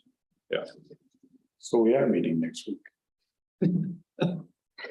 No, we can do this real, Thomas is we can do this real quick. Thanks a lot, Thomas. It's either, well, I don't know.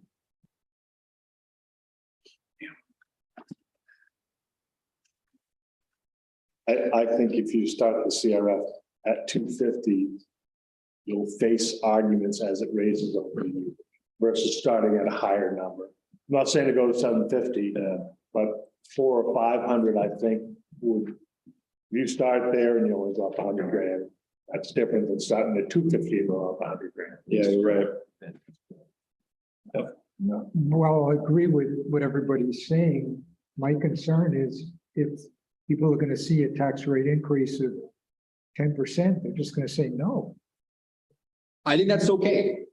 It's okay. Yes, yes, I think it's totally okay to recommend. If it's primarily related to the bond, That's why I think Separating Briar out. Hill or whatever should be separate. right? Yeah. It would be a separate bond for a bigger amount, you know. Whether it makes sense to do over 10 or 15 years, I don't know, because it's New England, the roads just heave. But it's gonna be a big number. I mean, that's, you know, it's another 300, 400,000 debt service a year. I think if we propose something that got voted down 90% to 10%, then we've done something wrong. But if we propose something that's well thought out and gets voted down 55 to 45, I don't think that's necessarily a bad thing. If it's a bond, it needs 60-40 this. And if it's. Sorry. Well, I mean, I'm just saying. Yeah, yeah. And if it's a capital reserve, it only needs 50. I just, I'm comfortable with something being defeated if it's well thought out, well written, and well, What are we more willing to have defeated, the big project for Briar Hill or trying to put more money in the CRF? I feel like. I just have a process question, Neil. We can't amend individual line items, right? It's the total of the budget. Budget wise, that's correct. So from the floor, someone can say, I don't like the CRF, I want to reduce the budget by 350,000. But if they do that, we don't have to move that 350,000 from the CRF. No, because the CRF is a separate warrant article. Oh, that's right, it is. And so Correct. that would All get right. amended by exactly which one it goes Got in. And it has to go in there. You Okay. can't move that around. Got it. That's why I would do that is if you were upping it as a separate warrant article. Yep. For that discussion, so that. Steven, to your question, I think I would rather have an individual bond be defeated than, or an individual warrant article be defeated than the CRF be defeated. I think, It's gonna be an individual warrant Well, article, be the case. I meant individual project be defeated. Yeah. I think I think it's more important to try to get to a normalized level of funding for the roads than it is to get an individual project passed. Yeah, I think I agree. So one more time, Neil, if we got a 400 and 400, So if you do it.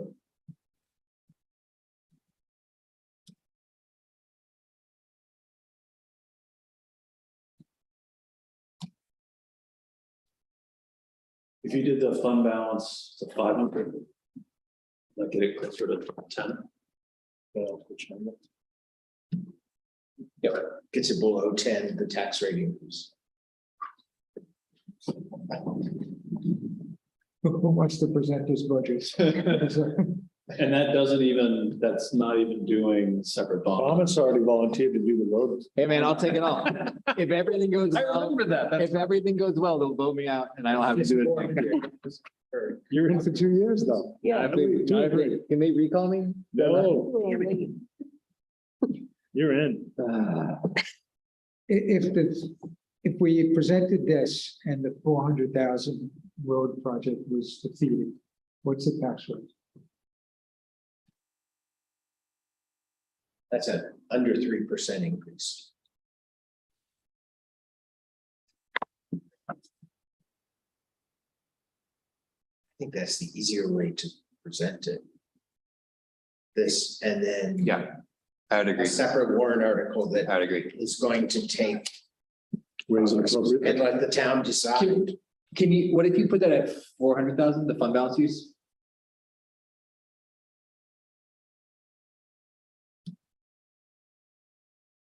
Probably even more reasonable. I think that's more reasonable and then it gives us more flexibility of fund balance use and then in the future, and then also there's that extra 200K that we can use for closing.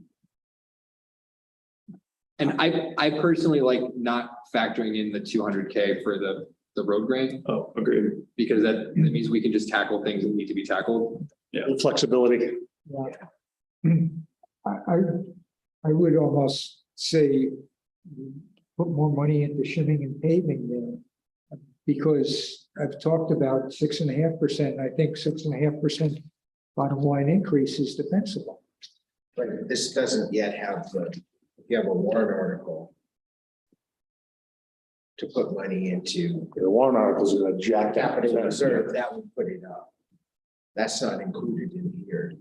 So the talk was to present this as, and then people could decide with how much they want to increase. Yeah. I mean, I hear you that it's probably easier to support if it's in the operating budget, but I think it's probably better to have it have a full discussion as a separate warrant article.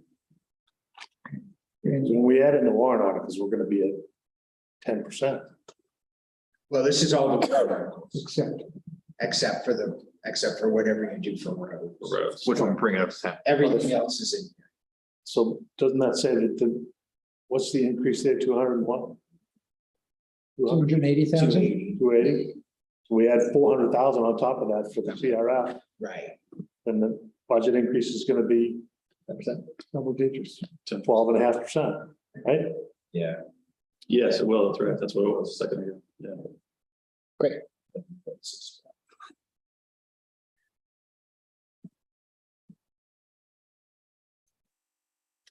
I'm okay with that approach as long as somebody else presents this budget, this warrant article. And if we do a road bond, and if we do a bond for Briar Hill, Either way. yeah, no, well, they're gonna be two separate articles, but they're both gonna generate huge conversation. And are you thinking of doing both or just one of them? But we're just talking one. Do a 500,000. No, you still can't do Briar Hill 3 years. You can't even do 1 mile for 3 years. Yeah, You can do the work, I suppose you can do the worst half mile, Yeah, you know, mobilization costs. I was gonna say the more you Right. shorten that, the higher those costs go up. But a $5 million bond becomes pretty expensive. Even if you do it over 15 years, it's still over 350 grand a year. So another process question, when do we talk about other warrant articles? Any warrant articles that are non-money. That's usually like January. Okay, Money ones are all. Do you have a petition? Or- they're actually shortening the term of select.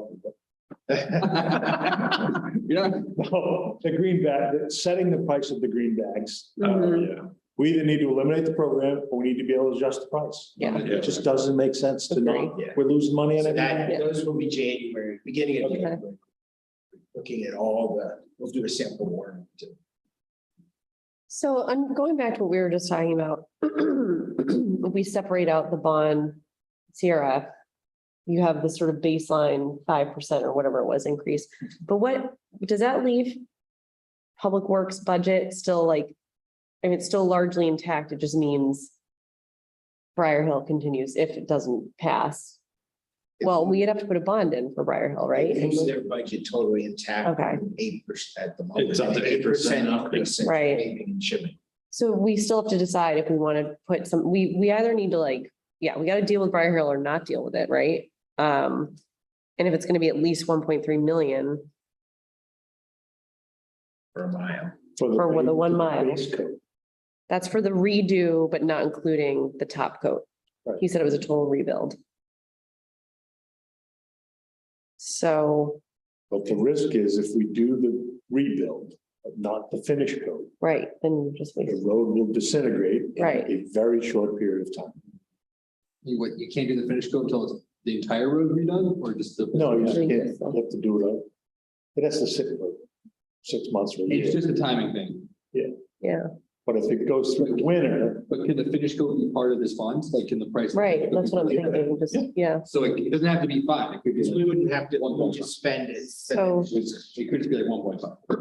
So it's 1.3 to rebuild, Sorry, go ahead. it's 1.3 to rebuild.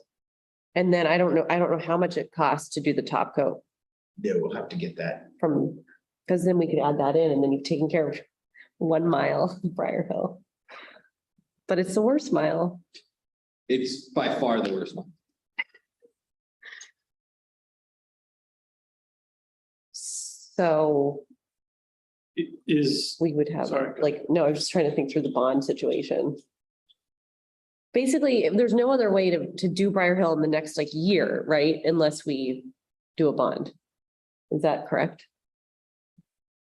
Or unless we unless we have a. appropriate 40% 1.3. tax. yeah, Sure. Right, yeah. okay, We could do the 1.3. in our budget.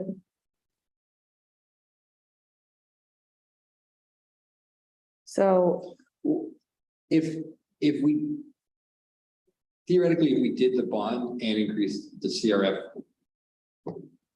then the CRF should be able to cover the top coat, the cost of top coat in like a year, right? let's hope, I guess, but Depends how much you put in the CRF. It would, but then Then then you're not, but yeah. but at least we're on the path of having annual amounts of money going towards road projects that we can hopefully increase to a normalized point over time. Wouldn't you just be better off doing a bond at that point for the whole project, Yeah, including the top coat, and then it's Hmm. significant. Yeah. That point. I mean, that means that, so if we do the 400,000 to the CRF and then have a separate article for the bond. I mean, the bond wouldn't hit this year, it'd be next year, but next year would be a new year. big, would be, you know, You're locking yourself into 30%, well, not 30, but I mean, you're locking yourself into another 300,000 plus increase. right, wait, how much over the next 15, 20 years or whatever. percent? No, 300,000. But I don't think it makes sense to do Briar Hill piecemeal. I think we should either commit to fixing it or just put a ton of money into the CRF. I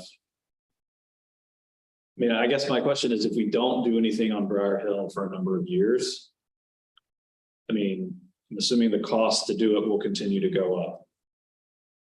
I mean, the road's already bad. I mean, And how much worse. It's easier to tear up when it's already disintegrated. Right, that's what I mean. It's already, I mean, But I don't, it's a good, I mean, it's an interesting question. I don't have a great sense of how bad the rest of the 2 miles is compared to that 1 mile that Dan has yeah, flagged. I mean, maybe there's another couple of years. Rodco, There are places throughout the whole thing that are not great. Yeah, the whole thing's got issues. That 1 mile at the end, if I had to like grade them between, I drive that whole length every single day. That 1 mile at the end, I would grade as like a 20% in terms of 1 to 100. And the rest of Briar Hill, I would say is probably like 50 to 60%. Does that sound fair? Yeah. Like that first section, you can go at a normal speed and you have to be careful because there's a couple things you really got to watch out for. Yeah. The last mile, you have to slow to like a walking pace. I don't think bikes can really even use it. You just get destroyed. Well, even after Dan did what he did to it. That part only goes to Broad Cove. That part's now great. It's already starting to deteriorate a little bit. You can see on the edges, it's starting to kind of crumble a little bit. Broad Cove to where like the Big Beaver Dam section is, that's still pretty rough. The coat they put on is a really thin coat, so it's. So to avoid the bond, but to attempt to like do Briar Hill in the next like 2 to 3 years, if we could push it off a little bit, then we could put more in the, you got to put 700,000 in for 2 years. right, Which is what we should have been doing this whole time. and then you wouldn't be doing it. If you did that, then you would be doing the work until year 3. right, exactly. So you're pushing it off, So by year 3, the It's cost of probably- that same mile right? is probably gone way Yeah. up. 0.6. Yeah, and we wasted all this money on that crappy piece of road. Soaking up more salt or whatever it Yeah, does. unless we're spending that amount of money every 3-ish years, it doesn't make sense to not bond it. Because the price of the cost of building the road. Yep. Goes up so.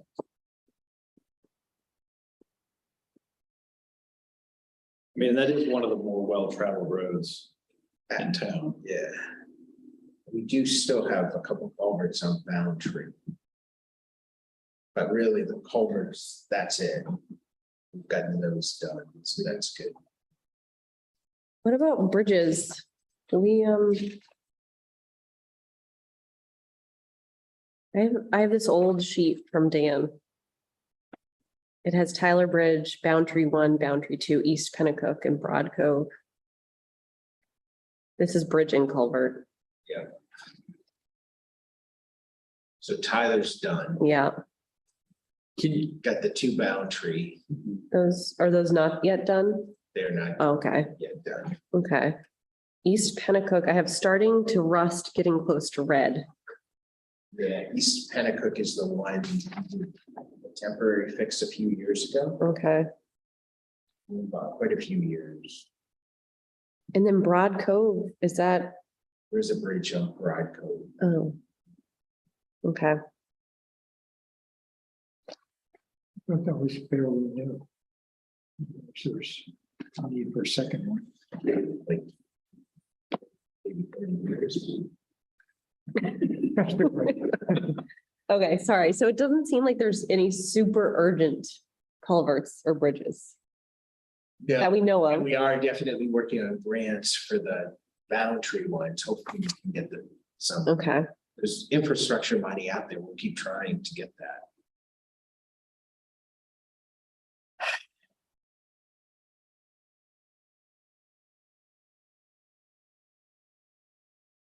does anyone feel strongly one way or the other about a bond for Briar Hill? Because I feel very in between right now. I mean, I just texted Dan and he's gonna get me the finished code number Thank in the you. next few minutes, he said. That might give us a little bit more clarity. I think your 4.3 million number is probably right. That you have from your notes. Mhm. Well, it's 3.2 miles long. And I had 1.286 for that 1 mile. Does that include the That top? does not include the top. That's why we're getting that information.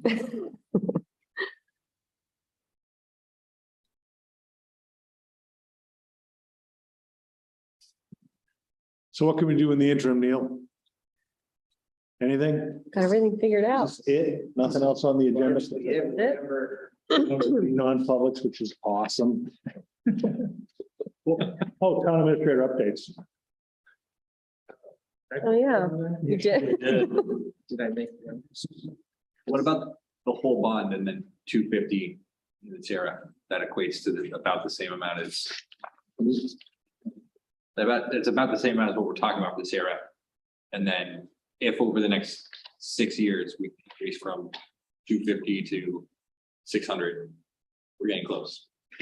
I just think starting at 250 and going up at that pace, 100,000 a year, basically, Yeah. is gonna be problematic. I don't think it will. When you hit, if you have a bond and you hit the interest and principal, that's on top of it. Yeah, No, I know. That's what I'm saying. It's I agree, if we're gonna bond it, we should bond it. I mean, we shouldn't bond 1.3 million to just do the base coat on the first mile. I'm comfortable having a relatively small amount as a starting point in the CRF. Because the numbers that are in here, once this gets going, once this plan gets started, people tend to follow it. And it's relatively well looked after, it's well thought out. And if it's if it's increasing by $100,000 every year. If that's planned into the future, I don't think it'll be a problem. my concern with doing less in the CRF is that in a year or two, there'll be another road project that's gonna be just as dire as Briar Hill. And we will not have built up the CRF to get ahead of it, and we'll be back to bonding. Or No, I agree. I think we would. But I think that's okay until you keep building it up until the point where you're no longer, but when that next project comes up, we never build it up because we always have to spend it down to zero. So we don't have to go back to the voters for another bond. I'm not convinced that we will ever get away from bonding Yeah. a reclaiming a road because of the size that we're at. If we had 200 miles of road, Yeah. we have enough complete reclaiming efforts every single year to be able to budget for that. But because we're relatively smaller, we might be at the point where we're not reclaiming something every year. We're doing it every 5 years or every 10 years, at which point it would then definitely make sense to bond it because you wouldn't want to be saving that money. Right. So then the amount that we would need in the CRF wouldn't be 700, it would be 500 A or lower less. amount, yeah. It'd be a lower amount. And we would actually be planning on bonding every 5 to 10 years. I mean, the amount we're bonding is less, the Mhm. frequency is less, because we're doing a better job. Yeah. Part of the issue for us is we've done road bonds like 2 out of the last 3 years, 2 out of the last 4 years. Well, Yeah. five, 2 out of I think. 5 years. Last one was 20, and was it 18 and 20 that we did it? So I guess we're doing it every 2 years. Are we right on schedule? Well, because our Much smaller only, numbers. our other options are to do nothing and let the roads fall apart. Or you have, then every year we're faced with this like potential massive increase if we put it enough in the budget to deal with it. And so we just aren't left with a lot of good options, to state the obvious. And part of that is Department of Public Works historically was cut prior to all of our time. And the cost to do the work. And so we're not going to solve this overnight. So we've made some good positive steps. For example, that budget is not only not being cut, it's going up appropriately. And that's maybe the only good thing. I think after listening to everybody, what I'm thinking is we put into the capital reserve 200,000 for the roads. We take 500,000 out of fund balance and we bond. The whole amount, the whole road. Yes. I think that's a good plan. And I 200 think, Sierra. yeah, I I pulled those numbers, I Fund think getting us to about 6.5% tax. And then bond, okay. I could probably do a lot of research to help refine those numbers, like that 200 seems right. Okay, so the top coat, 500,000. What's it right for? Jeff has info. Well, so like, if Jeff we were has to, top code info. You're really doing it backwards of what people can afford. It's not really based on. well, like, Gotta hear the breaking news. the top coat per mile is about 130,000. Plus 30 to 40,000 for paved berms that need to be put in that area to keep that ponding from happening. Is the 30 to 40 per mile as well? It doesn't say, I think this is just for that first mile. Okay. But aren't the berms are in the The redo one. 1.3 That's what I would think, thing? but maybe, okay. So somewhere around a little under 1.5 to do that first mile. Yeah. So 3.2 miles is around 5 million. If we were to do the whole run. That's lower than I thought. 4.5 to 5. And that's assuming that they need more berms. Yeah. Than the other miles. So what did you say again, Ken? Do 200? Neil's put the numbers up there. Bring it down to, it's putting 200,000 to the CRF. It's using 500,000 of fund balance. Bring it down to a tax impact of 6.31%. And then that, You're just Then we working could- back with that 6.5% budget increase you want. Yes, exactly. So also remember that next year, your bond payment's going to hit and you're going to have $500,000 potentially less in fund balance. Just, No, that's. you're talking $1 million increase right there. So maybe we don't Have to make a bond spend, payment. We can't. Right, you have no option. maybe we spend a little less from the fund balance. like 400 on the fund balance. So on these, That puts it up to 8%. Close to 600. which to me, that's not crazy considering we Yeah. have a significant increase in this road CRF. And we've also bumped up in the operating budget a little bit as well, which hopefully we can continue to carry over. I also think it's totally still fair to take out the road project. So if there's a road bond and if there's a CRF, I think it's totally fair to have both of those be individual warrant. Yeah. Oh, yes. I think that's the plan that we're all, Right, but I'm saying in terms of that 8 point whatever percent. It's not, So you would we'd be take, making it very clear. yeah, the 200 is gonna be a separate warrant article. Yeah. yeah, And then the bond for Briar Hill, the first mile of Briar Hill is gonna be a separate bond. First mile or whole road? I don't know if we want to do a $5 million. That's pretty aggressive. And I'm not sure that the remainder of Briar Hill is as at bad, that level of right. urgency as some other roads. But since you're explaining it, you can go to 10 million. I mean, Wow. you guys, I could just do the whole thing. You guys don't have to come. Okay, all right. Budget committee. I'm out of town anyway. God. Okay, I have sort of a basic question about the bond. If we were to do like 5 million and it was intended for Briar Hill, but then it turns out they could do 1 mile and it was okay. Is that money tied to that project or could it be? We should make sure it's It depends on the wording of the warrant article. Okay, Road improvements. We're not appropriating the money. We're not doing the bond for Briar Hill. We're doing it for road improvement. right, okay, Like okay, last time we listed, this is what we expect, okay.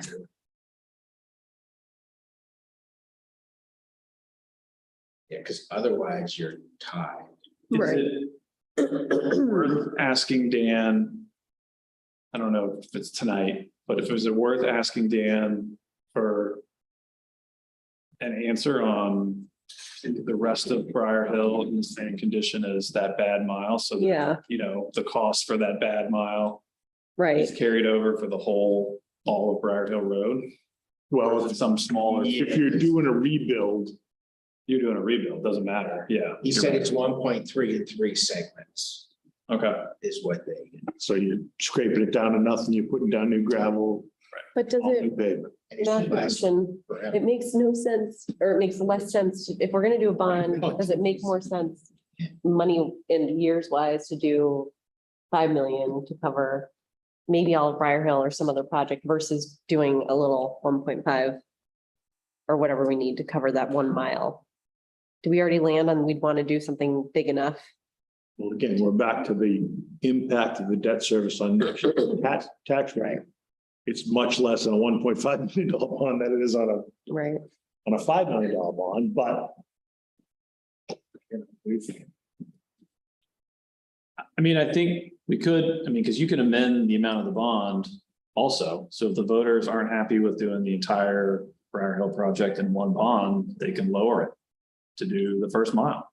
I'm gonna call it the entire Briar Hill project. Or, yeah, but I mean, when Thomas explains it, he's gonna say, it's this He's amount. gonna say, the first mile of Briar Hill matters. We have other projects undefined. I'm gonna say it's, I I'm would think. gonna say it's gonna be. I don't know, if undefined is gonna, Not undefined, we'll get a list of the worst, Yeah. 10 worst roads in town from Dan, and that'll be, $20 million.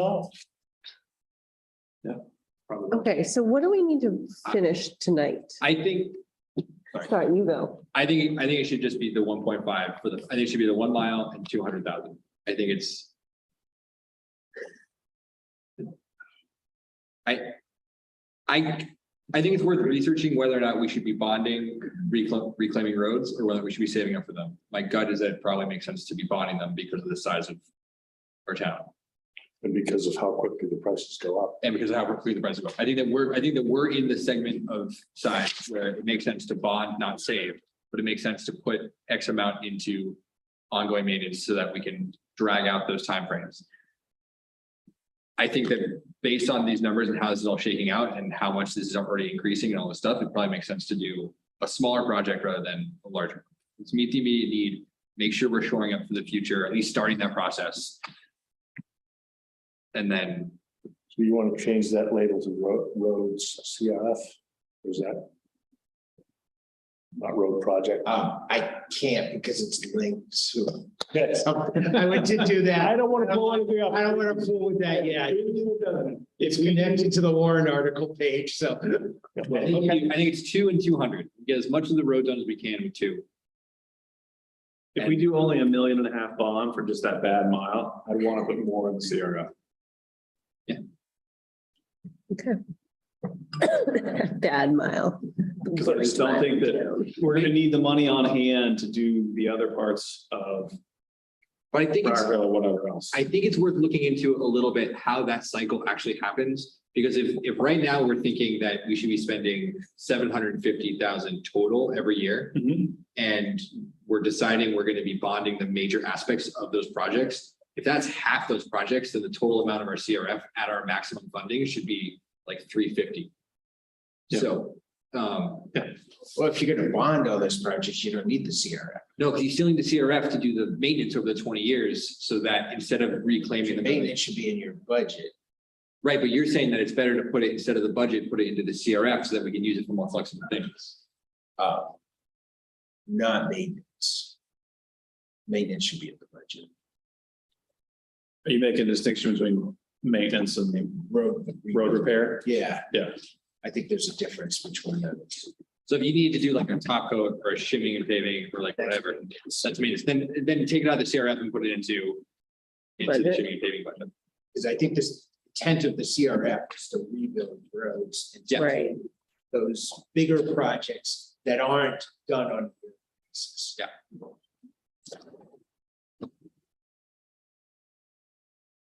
Because then if the purpose of that amount of money is not to be doing major projects, but just to extend out the timeline between major projects, then we don't need nearly as much money going into those things. It doesn't need to be 400,000. It might only need to be 200.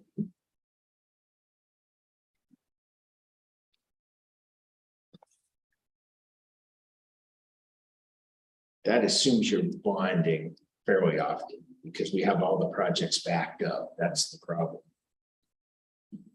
They're not linear. They're here. We're here now.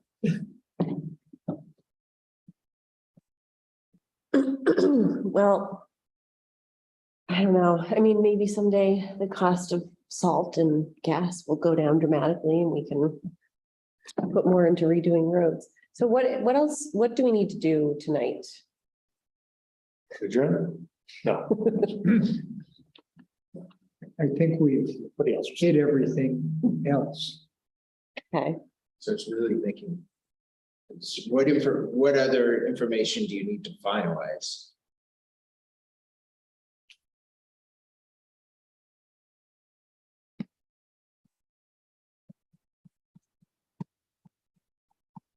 We need a bond amount. I guess I'd be curious what people are comfortable with for a tax rate increase, taking the road bonding or whatever out of the picture. Including the CRF? Yeah. Okay. So just the operating budget, basically. Well, and CRF. All warrant articles other than a bond. Oh, What's there is 8.09 right now, and, you know, I've said they're comfortable with 6.5. well, you're the one who has to present it, so I respect where your position is. It seems to me, given the world we live in, that like something closer to 7 or 8 would not be unreasonable, but I think shooting for 6.5 makes a lot of sense. I don't know that we actually got there though. What's the amount we did for the warrant? The merit pool increase, 6.5. 6.5. So right now, the operating budget, well, including sewer, is up 7.3. So you're not gonna come in at 6.5 and add money to the capital reserve. Well, with the fund balance use and revenues are increasing.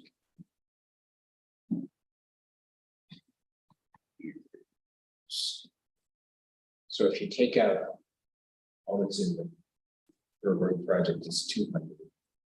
That does get you down. Yeah, I think when I said 200,000 in the there and 500 in fund balance use, which has its own risks for next year. the following. Mhm. With the bond. Yeah, if we have a bond, Absolutely, with we your back- got plenty of risk for next year already. So wait, what's the 200? That's to go to the CRF? Yeah. Is that- So what if we just cut that, do the bond, and maybe reduce the fund balance from, what is it, 500 right now? Go down to 400? It's 400. Oh, it's 400, okay. So that's not super aggressive. Right? It might make sense to hold fund balance at 400. Yeah, okay.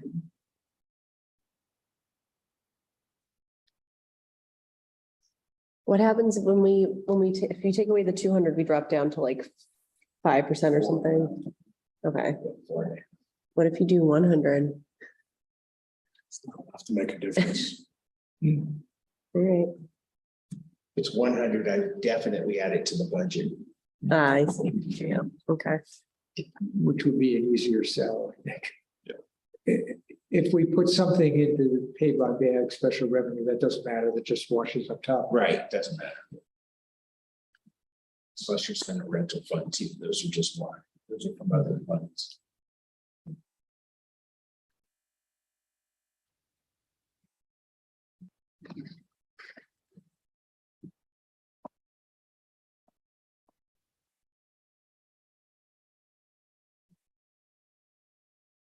So quickly on the CRF point, you were saying, Neil, if it's in the CRF, or basically if we want to use the money for like maintenance and shimming and paving, it should be in the budget, not in the CRF. So what are we doing? What's our goal with doing like 200 grand at CRF? Just to build up over time, Build up a repair budget. right? Wait, But repair, I think that was. Should be operating. TRF was kind of before the bond. right? Yeah. Well, so I'm wondering, does it make sense to just drop the CRF piece, go with the bond and potentially add to shimming and paving or leave it as it is? Sounds like at this point, that's kind of weird. would you add, would the addition to shimming and paving be 100,000 or would it be a different figure? What's the number now? For shimming and paving? 420 something. 420. So I'm trying to come up with that's some actual estimates. Mhm. There's a couple studies from Maryland and New York. And outside of the major projects, they have about $80,000 per mile over 25 years. So if you did that out over the 50 miles, you get to 160,000. That's not even close.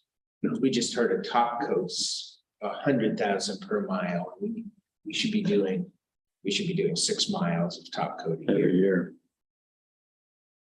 So every 10 years. every 10 years, on average. Some roads are a little more. some Yeah, are a little that less. prevents the need to rebuild by doing a new. So you're saying we should be doing $600,000 of maintenance a year? So. In this, Actually, 750, right? 125 a mile for top coat. so the current CIP plan, their estimated 750 doesn't even include major rehabilitation every 25 years. No, that is for major rebuild. On top of the, Right. On top of the operating budget. Operating budget. which CIP is- doesn't look at maintenance. So we're low on operating. what if we increased shimming and paving to 600,000? Oh, right, no, because we already have, From We already have 400. we already have 400, right? We're talking about here adding 100,000 to it, so I'm That's saying what I'm adding So that's, I 180,000. was gonna say at 80. Make Make it 5. 500.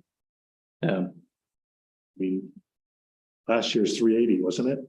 Yeah. It's a 33%, 30%. I know, but I mean, it just, yeah. There's only so much we can bite off in a year. Yeah. Hopefully inflation doesn't take it all. That's good.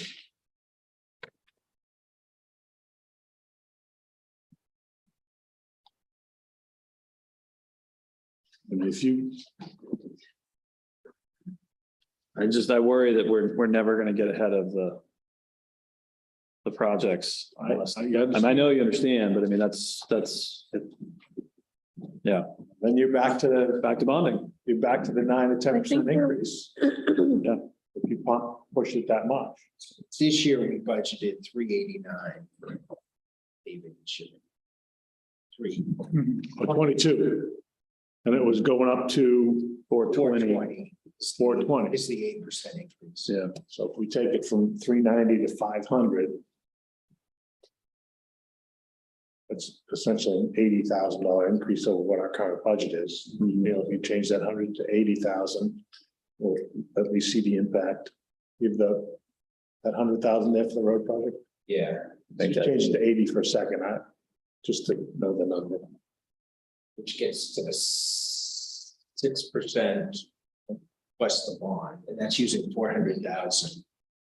What, I mean, I don't know how to do the math. What would we need to increase that 82 so that the overall tax impact is about 6.5? 120. 120.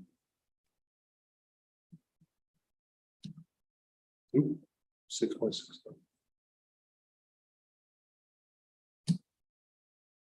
It's pretty close. So I missed, what would shimming and paving be So then? we were talking about just this year, you do bond, instead of putting a smallish amount into CRF, you just up the shimming and paving. From Budget. 420 to 530 now. And then bond, Briar Hill. On all of Briar Hill. Now we're talking about the mile. We're still sort of torn on the Oh, bond. I'm sorry, it said 5 up there. This- That's why yeah. I thought we were Okay. doing all of it. Well, maybe. I don't think we fully landed, but I don't think that decision is. yeah. So we're down to just that one question, how much to bond? I think I so. think probably. Okay, that's progress. I'll go to the. Go to the back again, yeah.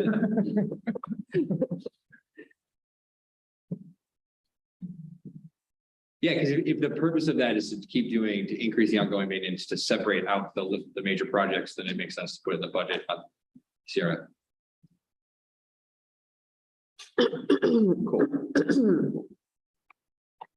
Great. Okay, so What else? $1 million or 5 million would be about how much a year in interest and principal? How many years? 10 years? Will be 500,000 Plus interest. plus interest. Okay. A lot. So maybe, Too much is the answer. so how about, Yes. how about we do the, like, You can get to maybe 2 million. Go past 2 million, it's gonna be a big number. Even at 2 million, you're at 240, 250 a year. so maybe somebody said it over here, like the urgent need is just getting that bad mile done. And so we're not looking at 5 million, we're looking at like, The issue is we're gonna be paying on it for 10 years, and we have some other road that needs to be done the next. right, Yeah, but We have some I think that's fine. coming down. I think that's fine. I mean, it's like, we're deciding that because of the size and the rate that we need to be maintaining the roads, it makes more sense to bond it and pay the interest rather than save for it and lose the inflation. And so that's like, that's fine. Like, yeah, there's another one coming up in 3 years, but that's okay. That's the structure. As long as we're putting, to me, the bigger important part is we're using money to maintain the roads, to stretch out those projects as far as possible. yeah. Because we have to pay for the big projects one way or the other. I'm okay. I mean, I would prefer to bond a higher amount, but I'm okay with bonding less. But I ideally would like more money going into either the CRF or the shimming and paving line in the operating budget. So we agree on those two. I know, but they're in my mind, they're linked. Go back. I would, But Yes, they are. I would be supportive of a little more in shimming and paving if we do the lower bond amount, but I don't feel super strongly. You know, 2027, our bond payments dropped 250,000. They dropped A long way from here to there. There it what's is. what happens between now and then? They drop slowly. Almost insignificant. Well, 23 to 24 dropped 60,000. But then only 4. And then beginning in 26, we only have the road bond with the fire station refinance. 26, and then 27, it's just the new road bond. And that comes off in 32. And that goes up, yeah.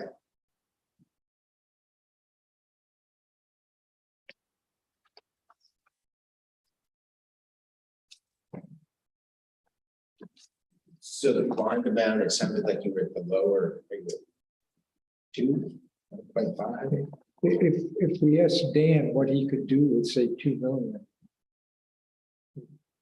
You can do Briar Hill and another $500,000 worth of projects. I think you'd probably say he'd go as far down Briar's Hill as he could. That's probably the best way to go. It's probably the most cost. So 2 million, that covers the replacing all of Briar Hill plus the top coat, plus the pavement for berms and a little bit of wiggle room. Another We need to another make sure- quarter of a mile. We need to make sure the distance that's done, we still have money for the top coat. Right. So if it was 130,000 per mile for the top coat, 130,000 a mile. isn't that what you said? Yeah. So, 30 to 40,000 for berms. right, Well, today it costs. not right. So 2 years maybe from we now do costs. 2 million to Yeah. get that done. And then, I mean, worst case scenario, if it increased dramatically, at least we've increased the shimming and paving budget by That's right. money. Theoretically, we could use that if we need to. And right now we have 110 going. An additional 110 going. In the shimming and paving. So we're going to 530. To 530. Dan will be That's okay. getting that up closer to where it needs to be. Mhm. Sure. So you're saying we're done? Yeah. Yeah, You mean? Yeah. I think that's what. You think you're done? I feel good about it. What do you? Could how do we, you feel about it, Ken? The You got- valuation that you're using, Would you be comfortable if we increase that a little bit? No. Okay. Can I ask a question about that? Not to, We came in under this year. Yeah, That's what for a happened. unique reason. not trying to, again, Uh, so on your, so when you've been talking about a 6.5% increase, you've been looking at tax impact, not grand totals. Correct. Is the reason for that because the tax impact currently includes increased number of people living in town, so the tax impacts. Projected increase in total value. No, but see, that's a problem though, because if no one moves into town and you look at total increase in valuation, then the 6.5% isn't the increase that I'm paying. It's just a random increase in the valuation of town, whereas the grand total is the increase that I'm paying. But if the tax impact is not, if that valuation increase is because of new houses being built, then it's a change of how much I'm paying versus which it is. which it is, except for reevaluation years, in which case that entire thing is thrown up. Correct. Okay. So it's Okay. a question there. Well, is there a different reason why you're using tax impacts as opposed to grand totals when you're trying to target 6.5%? Well, Oh, because that's what people pay, yeah, actual pay. Yeah. And the only difference between those two is this estimated Growth in change in valuation. valuation. That's the only, Except in reevaluation years. So in reevaluation years, you would be targeting the grand total, not the tax impact. It's a tax. no, you'd estimate using your current valuation. Not the reevaluation. You're not gonna have any you clue. compare apples. But then in the next year, then you're screwed again. No, you're always trying to No, compare. because then you already know what it was. Right, so when they revalue the town. Yeah. It's gonna go to, make up another 880 million. Yeah. The tax rate is gonna go down, because right now it's based on 794 million. But in that year, you're comparing it to the old valuation, not.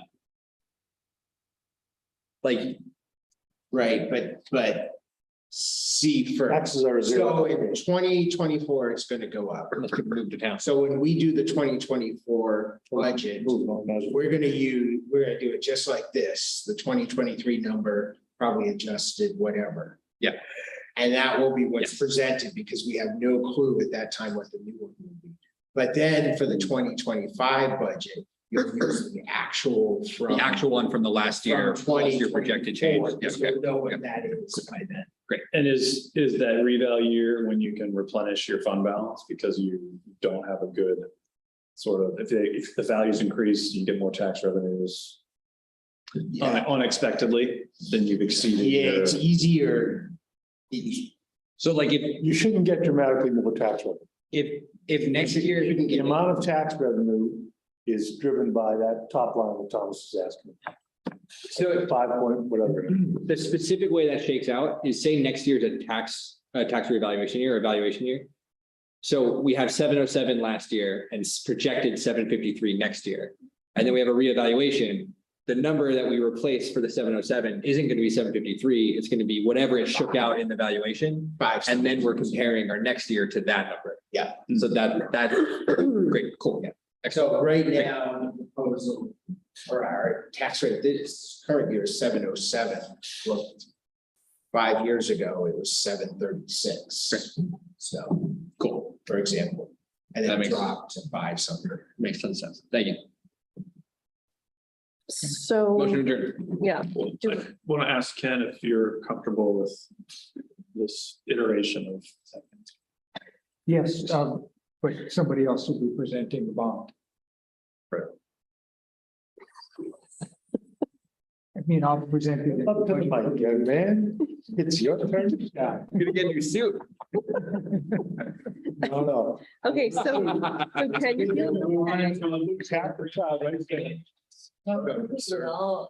Okay, so can you, okay, The best. ish, Yes, For budget committee purposes. Yeah. we have to still have the CRF. Right, I think right. we're pretty much there, but there are some questions. We're not doing CRF. and then, do we need to meet Monday? Because We the don't. Probably CIP is not. Right. You're not gonna have it, Well, nothing- nothing new you need by then. Okay, We probably need to add something for meals for town. day.